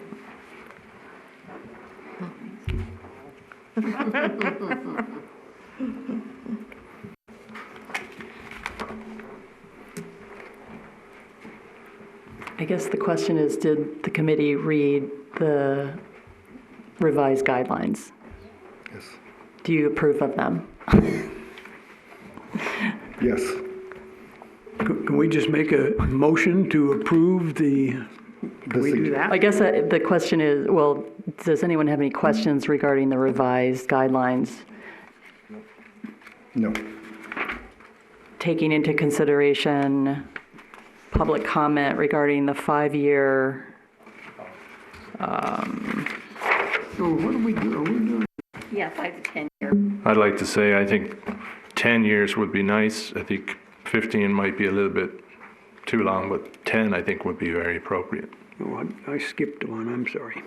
You know, I tend to kind of lean on what staff feels is the appropriate number. I don't know, I mean, to me, you know, I mean, I don't know how often the average household changes ownership, or, I mean, I understand we want to keep the integrity of this thing, but I'm not sure if there's a difference, you know, what the implications of between 5 and 10 years, or what does that mean when somebody sells a house? Is there some kind of encumbrance? And I mean, I don't know all the details of these laws, so I would kind of go with whatever staff, my recommendation is to go with what staff recommends.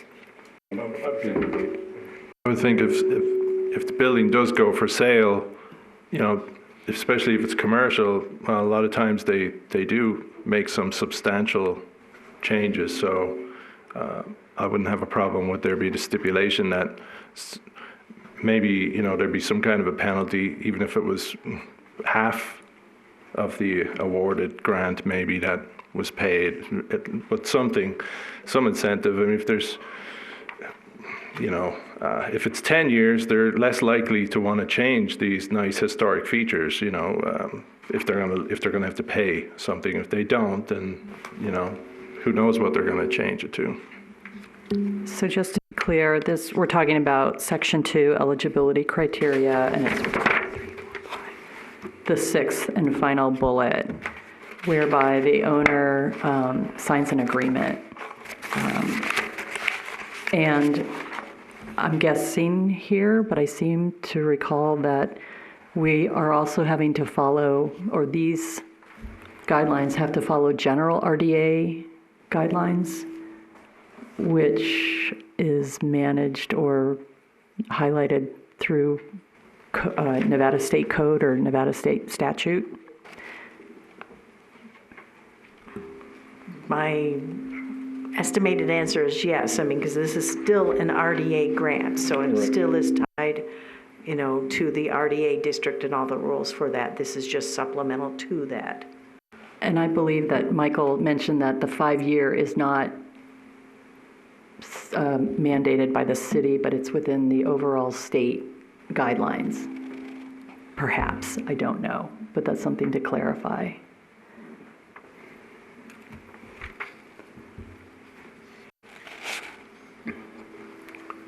I don't know that we can make a motion to ask them if we can do it, because I kind of agree that it should be a longer time period, because to me, the concept of historic preservation is not a 5-year, it's not even a 10-year program. I mean, if you're talking about historic preservation, it's there is no time period on it.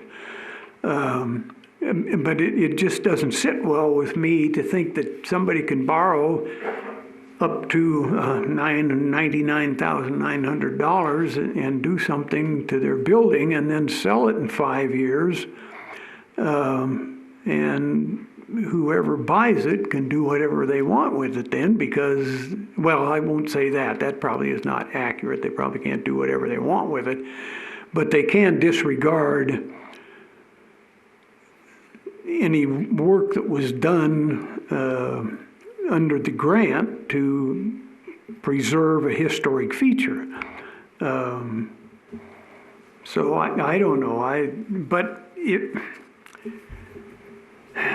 just seems to me like 5 years is not a very long period of time. 20 years ago, 5 years would seem like a long time, but it doesn't seem like such a long time anymore. But if we can't, I don't know whether we can make a recommendation that if it's possible to increase that time period, that it be done. I mean, if it can't be done because of state.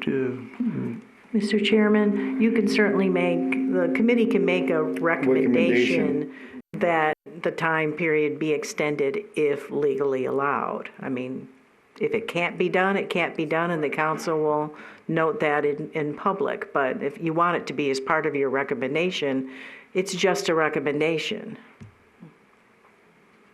Well, I move that we make a recommendation to increase it to 10 years. And that's, right. And second? Second. Oh, yeah. And that's obviously in addition to recommending approval of the rest of the document. Okay.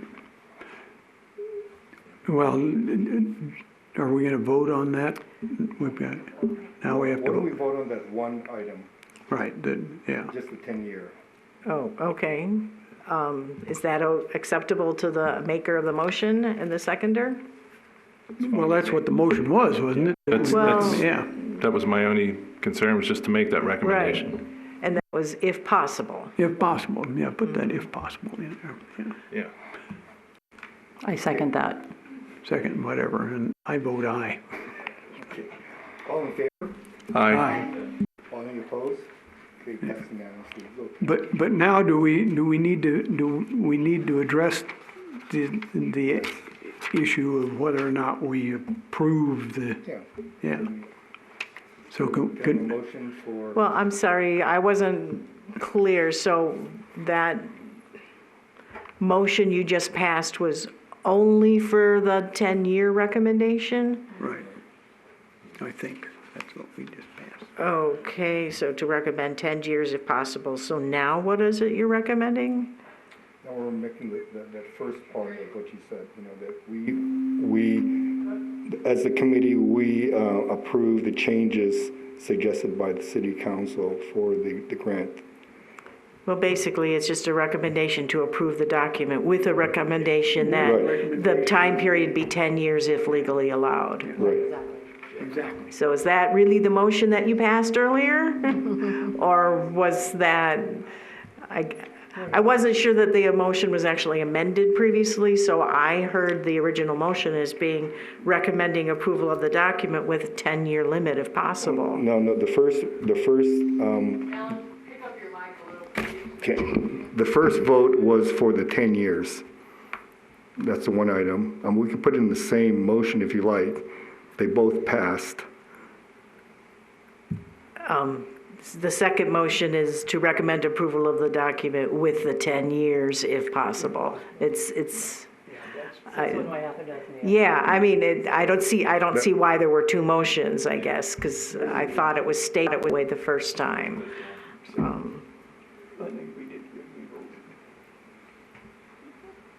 But did you want to vote on, I mean, I had it, It's fine. We can just put it as one motion. okay.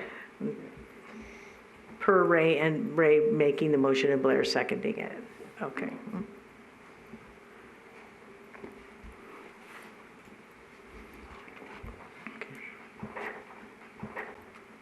Okay. Okay, for possible action, discussion regarding a proposal to add an information panel at the historic water filtration plant.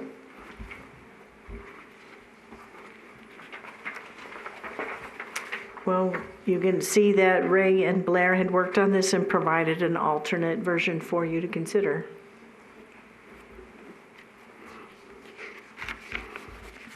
I like the changes. It's more narrative and less, kind of like bullet points factual.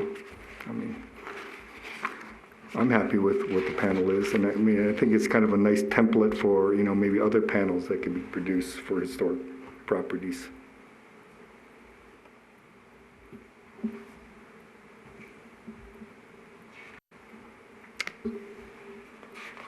I agree, so do we need to make another motion so we can vote and get this one moving along?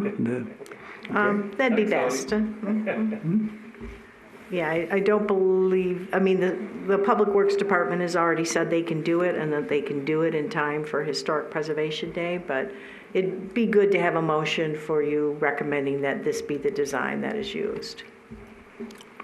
Well, I'll make a motion that we approve the design as shown.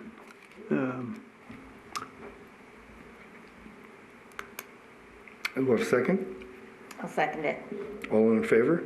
Aye. Aye. Any opposed? That approved unanimously. Next information, for possible action, summary reports regarding activities for Historic Preservation Day 2020 and the Historic Preservation Award 2020. Regarding HP Day, you can see that, Blair provided a task list for all the items that you've got so far. So if any of you've got updates, Blair, would it be best for them to email that to you, or did you want that to go to staff and then we'll forward it back to you? I guess in this case, in terms of open meeting law issues, why don't you email any changes if you have them to me and I can pass them on to Blair? But again, this is a planning activity for you, so you're welcome to discuss this outside the meeting. And regarding the HP award, Michael has indicated that he's going to be going to the city council to request an amendment for the budget, which would be necessary in order to be able to do the additional aspects of the award that you wanted this year, being those wood replicas and renderings. And the staff report notes and provides info about the publicity that's currently being done about the award, although at this point still only 3 nominations have been made. And the only commercial nomination was for the Boulder Bowl, which received the award back in 2012. And that was right after its renovation, and nothing new has been done since then. So I presume, Yeah, and as you can see, the city's planning on putting out a reminder flyer with the utility mailers for February. So at this late date, that flyer is already set. It will be going out in February, and you can see that the Boulder City Review has already posted one article. We can ask for them, to do that again, but I would suggest that, all the members try to spread the word as best as possible. I did, get the quote for the new revised plaque without a year. The good news is that will save the city money in the long run, which would make it easier to, provide 2 awards per year, but it all depends on if you get enough what you believe to be adequate submittals, in order to consider 2 awards for the year.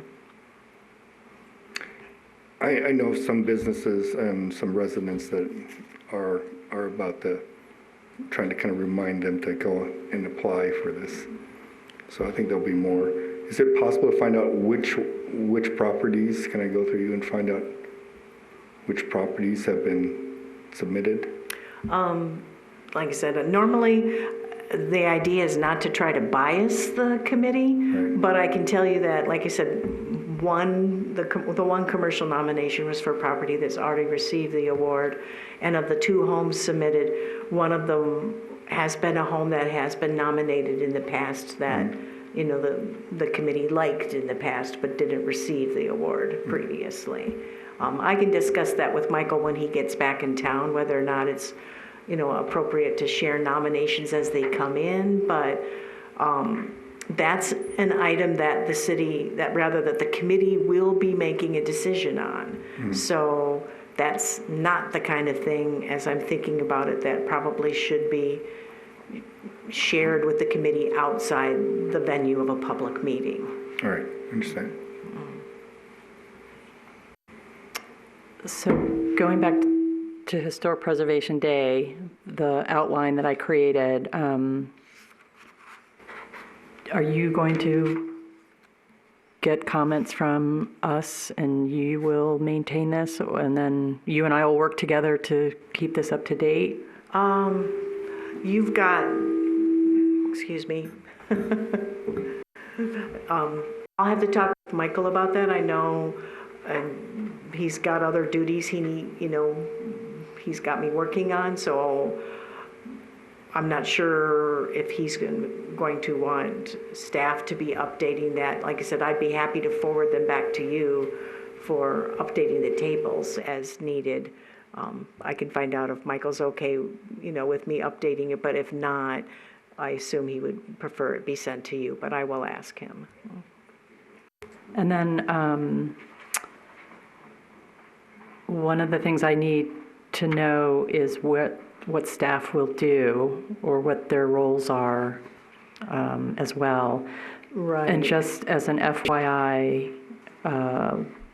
Alan and I had a meeting with the museum, who's one of the partners during the event. And I notice in the agenda, you have the city's deadlines and the flyer for Historic Preservation Day. So last year, the museum did a separate flyer and the city did a separate flyer. And this year, we're going to consolidate them. And it's going to be the city. We hope that the city will be the one to print it and distribute it. Yeah, the city. Like they have in the past. Yeah, as I recall, I believe what happened last year is the city did the normal publicity flyer, which had a calendar of events, but then the museum did the map, of the locations or whatnot. So you're saying that you want everything to go through the city, but will the museum or other committee members be designing what you want? Because we'll be happy to print them. So the city or the museum will take care of the map, and then there's a little section that lists the properties that are involved in the day, and that's it. And then the city, the committee, will work on the day's events, and then any other information that goes on a one-page, two-sided flyer. So, given that... And I'm supposed to work with Roger at the museum on that map, so I guess I'm the go-between between the museum and the city regarding that flyer. The map or the flyer? The flyer includes the map. Okay. So, flyer on one side, map on the other?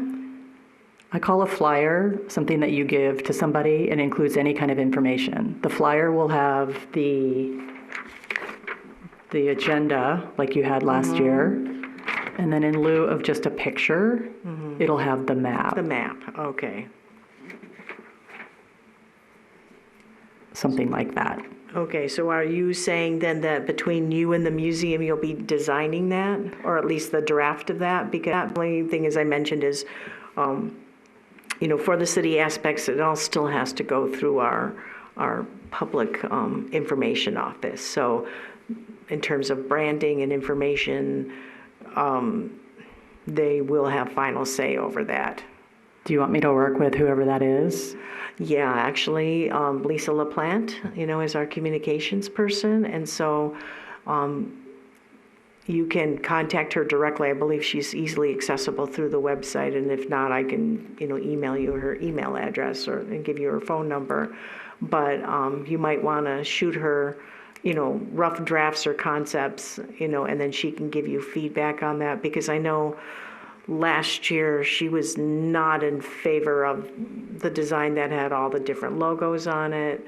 But I had explained that at that point, staff had already presented that to the committee, and that was what the committee wanted. So, she let it go for last year, but that was not, it didn't fit the city's, the image that, for information going out with the city utility mailers, et cetera. But I don't know what all the parameters are for that. So I'm sure she'd be happy to guide you on that and work with you on that. Okay. Do you foresee that she would prefer to make the map herself and/or be responsible for the entire contents? I don't know, but you could ask her. I mean, obviously, she wouldn't know the information that you're wanting on there in terms of what level of detail to describe the events and, locations, or rather what's happening at each location. So I think she would expect to get some kind of draft narrative about the information that you need included on that, as well as what information would need to be on the map. But you said, I guess the museum will do the map portion? Okay. They're also producing a pamphlet for the tour. So so they are doing other things for part of this day. And that's just one other thing that they volunteered or available for. If I think from our point of view, it doesn't really matter if the museum or the city does that map. It might even be better just to go through the city. And, Roger really doesn't need that extra work if he doesn't have to. I mean, they have plenty to do for this event. So maybe the thing to do is I'll just touch base with Lisa and I'll show her what the concept is at this point, and then she can give us guidance on what that design looks like. Yes, and you might want to, bring her a copy of last year's info, and then she can tell you, okay, this wouldn't be allowed now, but this, but that is okay. I mean, I'm sure she would be able to give you very good feedback on, what's going to be acceptable for that. Obviously, the point is to get the information out there in an attractive and readable and usable way. She's actually very good at cleaning up language and making it efficient, so that the message gets more clearly to the public. I tend to do the wordy versions, which may be helpful if you're willing to take that time, but she's very good at getting to the point with those kinds of things. So I'm sure that you'll be able to work on something that's, going to be really effective. Claire, I have a question. I talked with Daniel Erickson at the Masonic Lodge, and he's on board. And now what he wants to know is what kind of format do you need for the pictures that are going to go on the posters for display? Because he can supply historic pictures from the lodge, but he just needs to know the format. We can meet off. What we're doing is that actually after we've met with the museum is willing to assist up to a degree. Actually, we have 15 case. We negotiated 15 objects, but let's say photographs. We're looking for the people that participate to have their own supply their own photographs if they have them, and a lot of these companies have it. The museum will assist people that don't have a photograph of their particular building. So Okay. Well, he has photographs, but he didn't know what format. Is it just a black and white picture that? And where does it go? Like, will it go to the city? Will he bring it up to the city? no, it'll be at the site at the Masonic Lodge. No, I know, but I mean, for printing, yeah, on a poster. So I don't think I'm making posters for each venue. Okay. Yeah. So didn't you make posters last year? Yes, but that was only for 4 properties? We may be talking about 15 properties. Okay. Well, okay, Susan, then, can I send him up to the Community Development Department to get pictures for at the lodge for the display? To be on like easels. Why didn't you send them to me?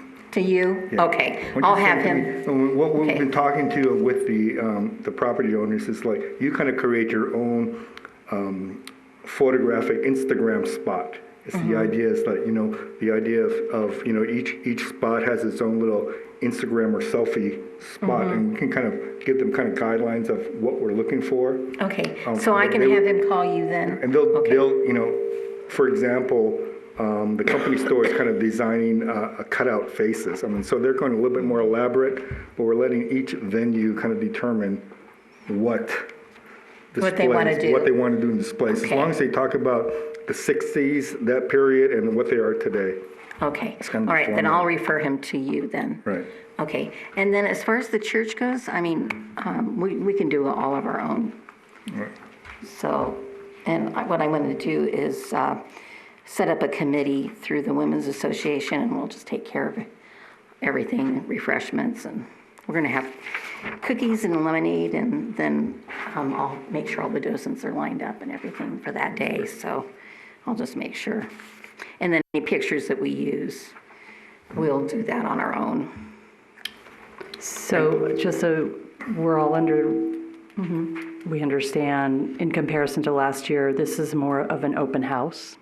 where those who are participating take care of their own information, their own graphics, their own presentation. We're not staging there, we're not sitting there, we're not staging, we're allowing, They're doing their own. they're doing their own, and they're part of the process. And Now, are they going to be open from 9 to 4 or what? Because when I talked with Daniel too at the lodge, we weren't sure what the time period was that he was going to be open. Well, So, the format has changed from our original notes here. The original, so the meeting place, the first meeting place will not be at the hotel, at the museum. It will be at the Boulders, the company store. So people get coffee and So we can they'll get have coffee, their- right, yeah, have their refreshments or flyers. whatever. But, the first starting event, Roger will give a basic talk about the birthday, the incorporation. at the company store? At the company Okay. store. So there's kind of a general, there's kind of a welcome, here's the map, this is these are, this was the 60th birthday of Boulder City, and these are the different companies that are participating, kind of opening their homes or their churches for Yeah. you to talk about that.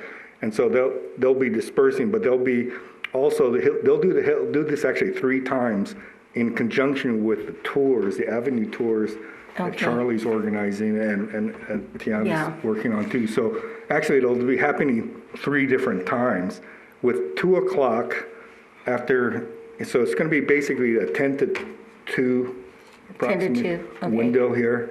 And around 2 o'clock, we're going to go up to Reclamation. Mm-hmm. And I've just got a sponsor for the ice cream social on the lawn. Okay. And so I got a sponsor for that, and then we have, some nonprofit groups kind of participating in this, and we're working with Reclamation, and we have a stage being set up. Mike Bassini is going to donate his DJ system, so all Yeah. the sound system, and we'll have stories on the lawn and homemade ice cream. That sounds like fun. Oh, that's, okay, so basically then, we're open from 10 to 2, open house, right? Charlie, isn't the last tour at 1 o'clock and it's an hour and a half tour? That's correct. So the last tour actually ends at 2:30. We can So what schedule it time for are your 2:30. tours, Charlie? I'm just wondering. 10 o'clock, 11:30, and 1. Okay. And that'll be all, when they arrive at the company store, they'll get all that information. Right. Okay. All right. I mean, if the timing is, and we can make the ice cream thing at 2:30, there's no set time for this thing. And the idea is like with the, it's stories, it's basically ice cream and stories. And it's really designed to attract kids and families to the event, to give Will them I have another question. Will the coloring books be included when Michael makes a presentation for the budget amendment? There's no budget for a coloring book at this point. Oh, okay. Yeah. We'd love to have a coloring book, but unless, something falls out of the sky, Yeah. we're asking for the special awards right now. Okay. That'll have to go another time. All right. There's no coloring book? There's either no budget for a coloring? There's No budget, or there is no coloring book? There's no coloring book. Okay, got it. There's nothing planned because there's really no budget for it. Okay. Okay. And I think All right, it's kind of so- maybe something in the future, but for now, we're just trying to keep it simple. So as far as the church and the Mason Lodge is concerned, they're open from 10 to 2? Right. Okay. The open house. Okay. 10:30. Yeah. Okay. How much would we need for the coloring book? How much would that cost? I don't really know. I don't remember. Mr. Chairman, I guess Ray had spoken to former member Rudy Kraft, who came by with one of the books that he's done. Basically, Oh, he said 300, I think he said. Did he say that? they're $5 a book. Oh, $5 a book. Yeah, so, I see, so he was going to provide the books and everything for $5 each? Well, no, rather than us that's- have it printed ourselves? no, that's what apparently Amazon charges to print each book. They can do it on very short notice, but no, the city's not going to be printing, that's not been discussed at all as a budget item. I mean, it might be something that committee members could talk about, with the council chamber, because it's one of those things where you wouldn't design a coloring book specific to a historic preservation day, but somebody could design a book that features the Boulder City Historic District and see if, the chamber wants to market that or something like that. And then you could then, also make that available, for purchase at HP Day, but from whatever vendor is selling them. Because again, there's been issues in the past, the city is generally not involved in doing retail sales of products. And $5 a book is a rather pricey thing to be doing as a giveaway, and if he's getting them through Amazon, and we recently had a beautiful color calendar printed here in town by Quantum, and it was $2 a calendar. So I would imagine for like a black and white coloring book, you could probably get something pretty cheap. I don't know, maybe $25, $50 to hand out. That's why I was asking about the budget. There's no money there, but I'm thinking maybe for $100 we might be able to get a ton of coloring books if Rudy is able to just supply the artwork and to the printer, and might be something fun at the ice cream social, especially if there are going to be kids there. Yeah. It's just if somebody can find a mechanism and bring an actual cost estimate to the city. But the problem is that unless it's a very reasonable price, and certainly $100 would be reasonable. I should say I can't speak for everything. I know that in terms of refreshments, the city clerk's office has, a budget for which, in terms of paying for refreshments, yes, I know for a fact that they would say, $100 for refreshments could come out of their committee budget for that purpose. For something like a coloring book, though, I don't know if that would fall in the same category, so I simply can't answer what the city could or could not fund for that. But if you get a bid or an estimate and you find out that it could be done in a timely manner, then certainly bring it to us and we will find out the answer for you.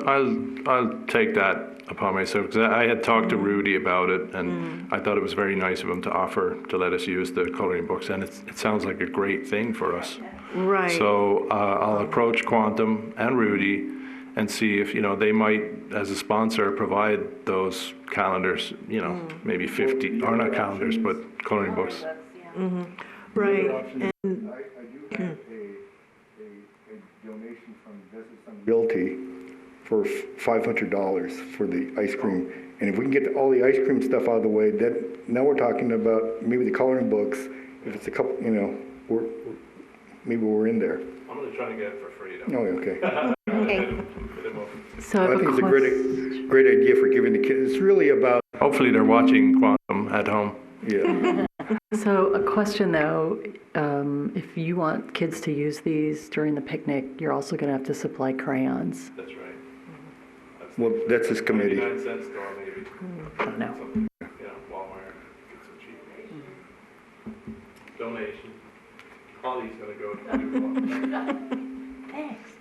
But if you could take that, it's just a matter of, at this point, it's just like, how can we get these tasks done, basically? And if you can take on that task, it'd be fantastic. Yeah. Okay. So Ray, am I putting you down for the coloring book? Yes. Coloring book. The coloring book lives.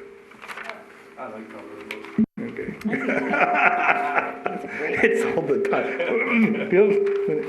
Fill in the squares, right? Oh my God. Yeah. Okay. Before you move on, the only other comment I had, or that was added in the packet, were the document that Charlie had provided after his conversation or meeting with Blair on the topic of possible standards regarding who would win the award. And the only comment I have is even if the committee does come up with these standards in the future, say either based on the city's guidelines or the SOI standards or a combination of those, if you have those ready next year and you put them out there, it's not going to, it probably won't have an effect on what people will nominate, because people will still choose to nominate, you know, their house if they think it looks pretty, or because they've got it for sale, or Right. because even if they totally remodeled it and it doesn't look historic at all, you know, they're probably not going to read that kind of detail. On the other hand, that kind of detail may stop some people from nominating a home that you might want to consider anyway, because they might not understand that complexity. So I'm not saying that it's a bad thing to come up with those standards. I'm just saying that it's standards that you could use even this year for consideration of who would win the award, but whether the fact that that hasn't been publicized is not a reason not to consider having some standards. That's my only comment. Yeah, I agree. I don't think there's a need to make the public aware of what the requirements are, but if they want to nominate a house or a building, I think that they should be allowed to nominate it, and then, you know, it'll be up to us, you know. We'll be providing our reasoning at some point as to who we chose. But yeah, I think it might scare people off, or, you know, it might be a little bit too complicated for people.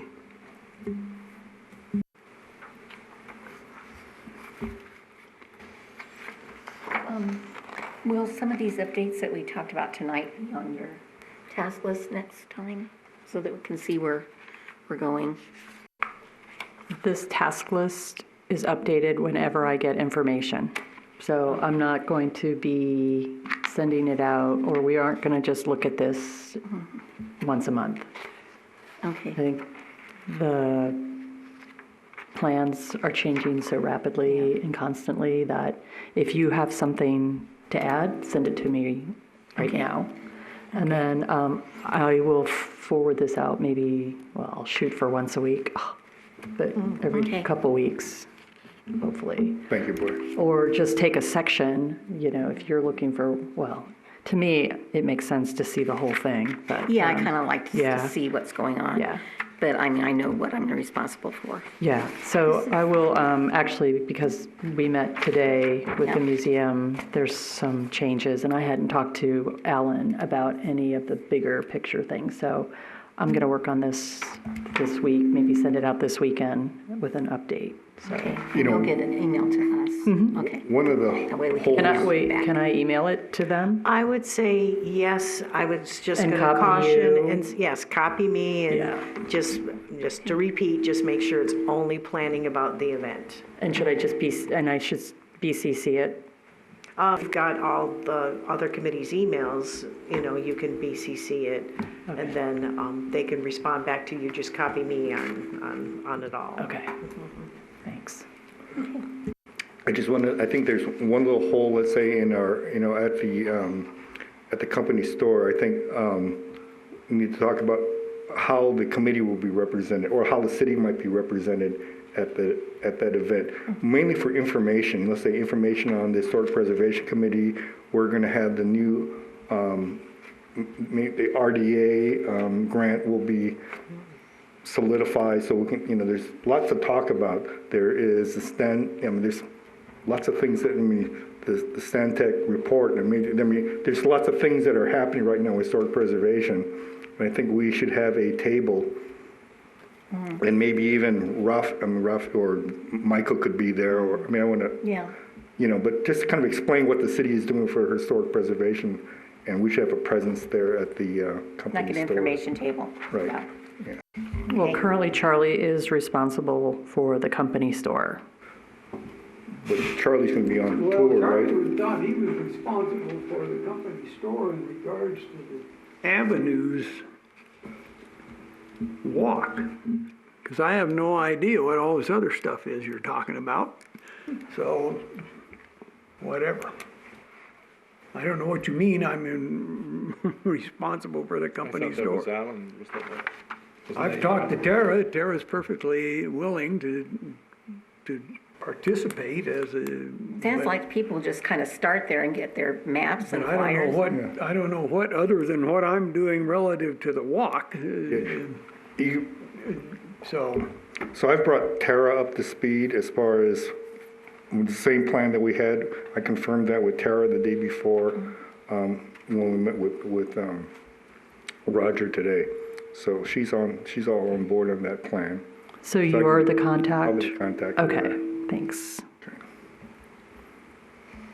We're concentrating, Charlie's McCarty's got his hands full on that tour. That tour is a really impressive piece right now. Just hearing them talk about it and what they're doing with it, it's very impressive. And actually, out of curiosity, Charlie, are you going to be leading the tours, or are you just going to be participating in each one and having somebody else lead Tiani and them? I will probably lead the tour, but there will be people at several of the stops that will make a presentation. We're going to have actors or people dressed in period costumes and so on, or whatever, period clothes. But I think Tiani and I will be shuffling people along and making comments as we go and so on, yeah. So, Might need to get a golf cart or something. Yeah, and certainly, in terms of the city aspects, Alan, obviously, if you want, since it sounds like the company store rather than the museum will be home base, so to speak, for Right. everything. Certainly, if you want a table with all the city materials there, and like you said, there's new information to be provided. Just, I can work with either you and or Blair on what you want, because obviously, we'll need to make sure everything's ready for that. And then Blair, I noticed obviously as well, yes, the city is usually highly involved in that PR and setup and that kind of stuff. So I'll talk with Michael, or maybe the three of us will get together and meet so we can nail down the nitty gritty for those as well. I'll update. Let me update this first. Okay. Because this was just a first stab based on that draft a while ago. So I've got some better information now, more accurate information, along with your timeline for the process for the flyer. So that helps, because I'm missing a lot of due dates in here.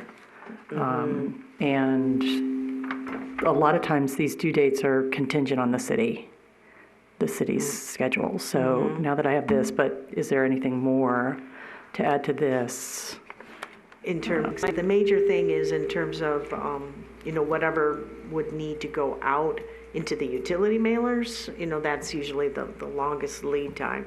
Other than that, it's, what you want ready, for instance, in the council packet before that April 28th meeting when they announce HP Day at that time.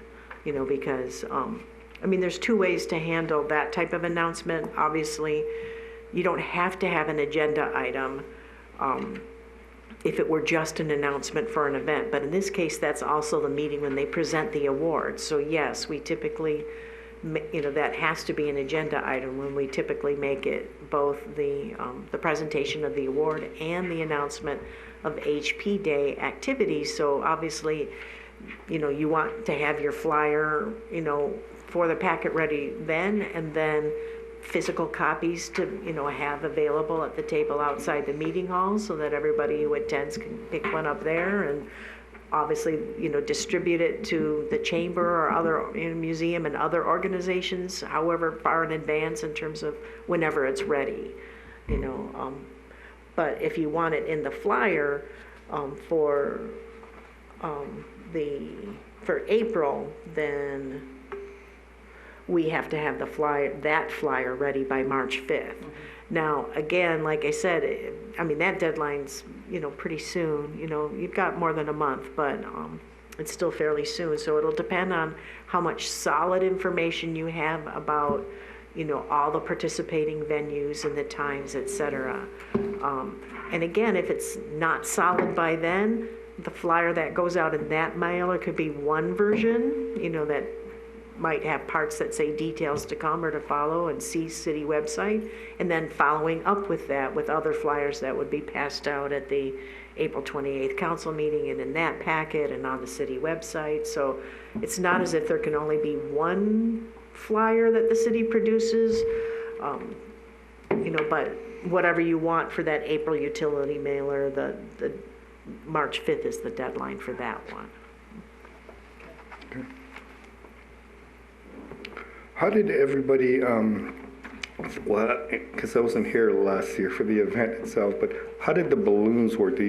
Was that worth the effort? Wasn't involved in that. Just putting out the balloons. I mean, do you think that was, because was considerable expense and effort just to get the helium and all of that stuff. Is that something that we want to continue or not? The idea was that we're going to put balloons at the different venues, identified them. Was this worth the effort or not worth the effort? Something has to be done, I think, to highlight where the venues are, because people are going to be on their own. There will be the map. Right. Do you think that's sufficient so That'd be people tough. to find it? Yeah. To find it's nice to have something Identifier. out. Just even like a single balloon. I thought the balloons were nice, but, it is expensive. Well, it's something, there's something, if it's something that it worked, then I'd say it's worth it. If it didn't work, then I would say, let's do something else. Tara has a room, she has a little conference room back there. Okay. So she has a perfect place for blowing up balloons and, Okay. we could do it a lot easier this time in the sense that It the went people. well. I was there when they did it. Yeah, well, the people with the different venues can come to that first 10 o'clock gathering of people where we introduce everything. Yeah. And they can take their balloons from the company store there to Yeah. their respective venues, You'll also want to mention, if we are going to go balloons, select some colors that it can be added to the flyers, that people could watch for the balloons, the yellow and whatever colors. Well, did we have red, white, and blue last year? I Yeah. think. There you go, red, white, Red and blue. Look out for the red, white, and blue balloons. How can we lose, right? Yeah, Yeah. Yeah. great. They did a good job. You were Okay. sick. I was sick. I was in the Yeah. hospital. It went so well, too. Yeah. All your organizational skills. Okay, so I will go explore balloons again. And try to get that. If that's Now you're a gas man. yeah. I got everything taken care of. Well, there's a helium shortage in the world, It's tough to find this stuff. Okay, is there anything other discussion on HP Day that anybody can think of at this point? If there's not, I propose a potty break because, not like me, but I need to go. Well, we got. Thanks for sharing.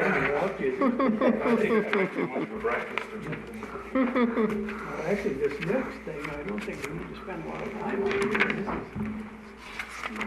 Update and implementation of committee's goals and priorities, or should we just be on hold? Is the committee taking a break, or are you just okay if Member Turner steps Yeah, away he's for just a gonna couple step. minutes? I'm just okay that he can step away. And Okay. we still Yeah, have a 'cause quorum, right? Yes, you still have a quorum, and there's not that much left on the agenda. Well, okay, now we can do the real stuff. Update and implementation of committee's goals and priorities. I have no comment on this, but if you've got any feedback for Michael, feel free to provide it. It's he's highlighted, or you have highlighted. It's in this to have, yeah. Good. Can I go back to the previous agenda item? Sorry. This form for the Historic Preservation Award, is that new? Which form? Page 75. Oh, that's what, when you click on the vote tab on the website, that's what you see. Okay. So we did this last year. This is what, exactly, it's the same, we just reactivated that. Got it.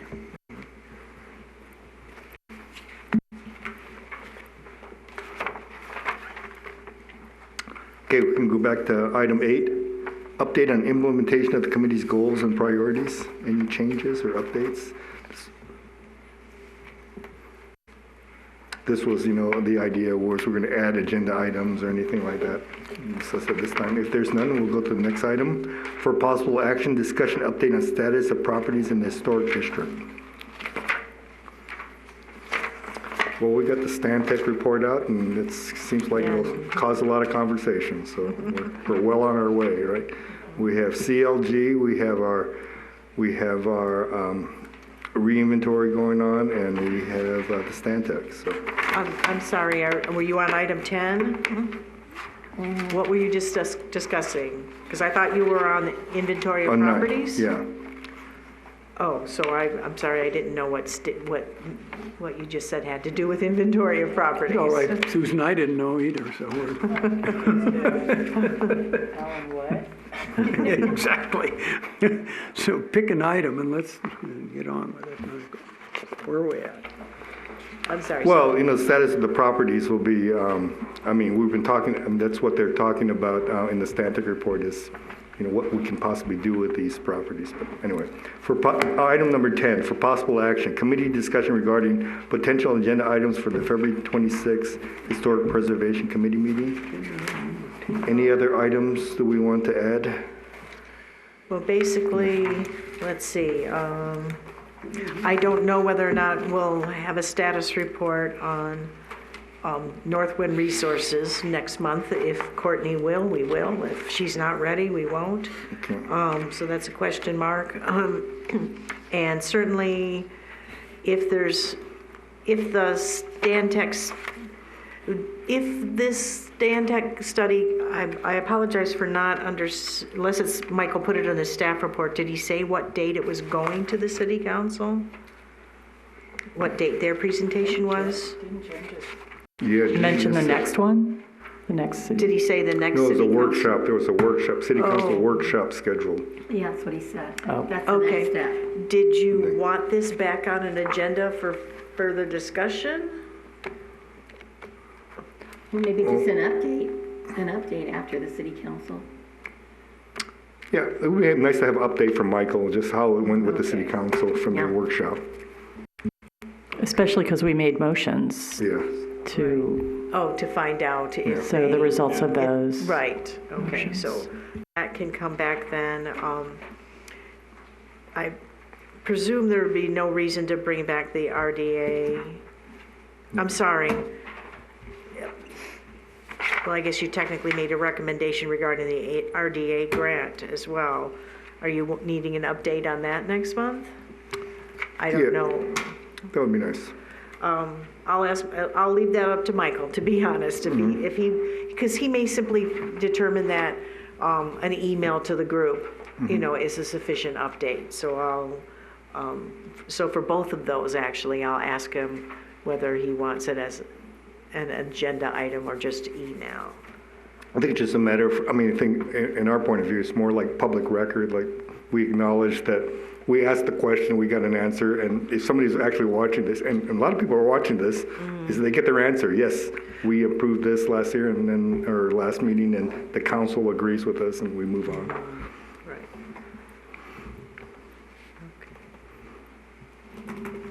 Okay. Yeah. Pretty much, it sounds like the information panel is at the water filtration plant is going to happen. So if there's any update for that, that can just be under status of properties. Right. Then obviously HP Day is a continued discussion, and the remaining items are monthly items. So I do have a potential, I would request an update on training. Historic preservation training. Thank you for mentioning that. I actually do have a comment about that.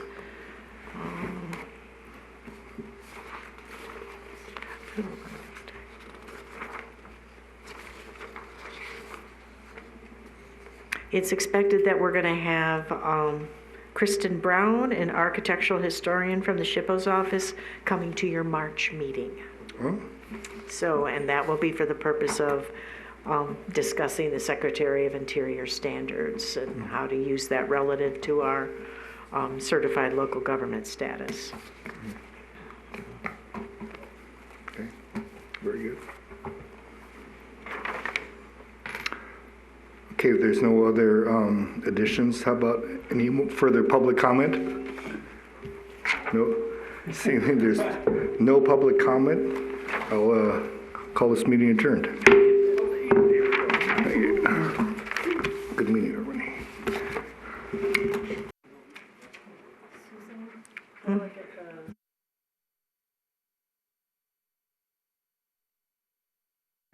I've got some housekeeping issues to address with you before you leave. Oh, Alan and Linda, if you could listen up.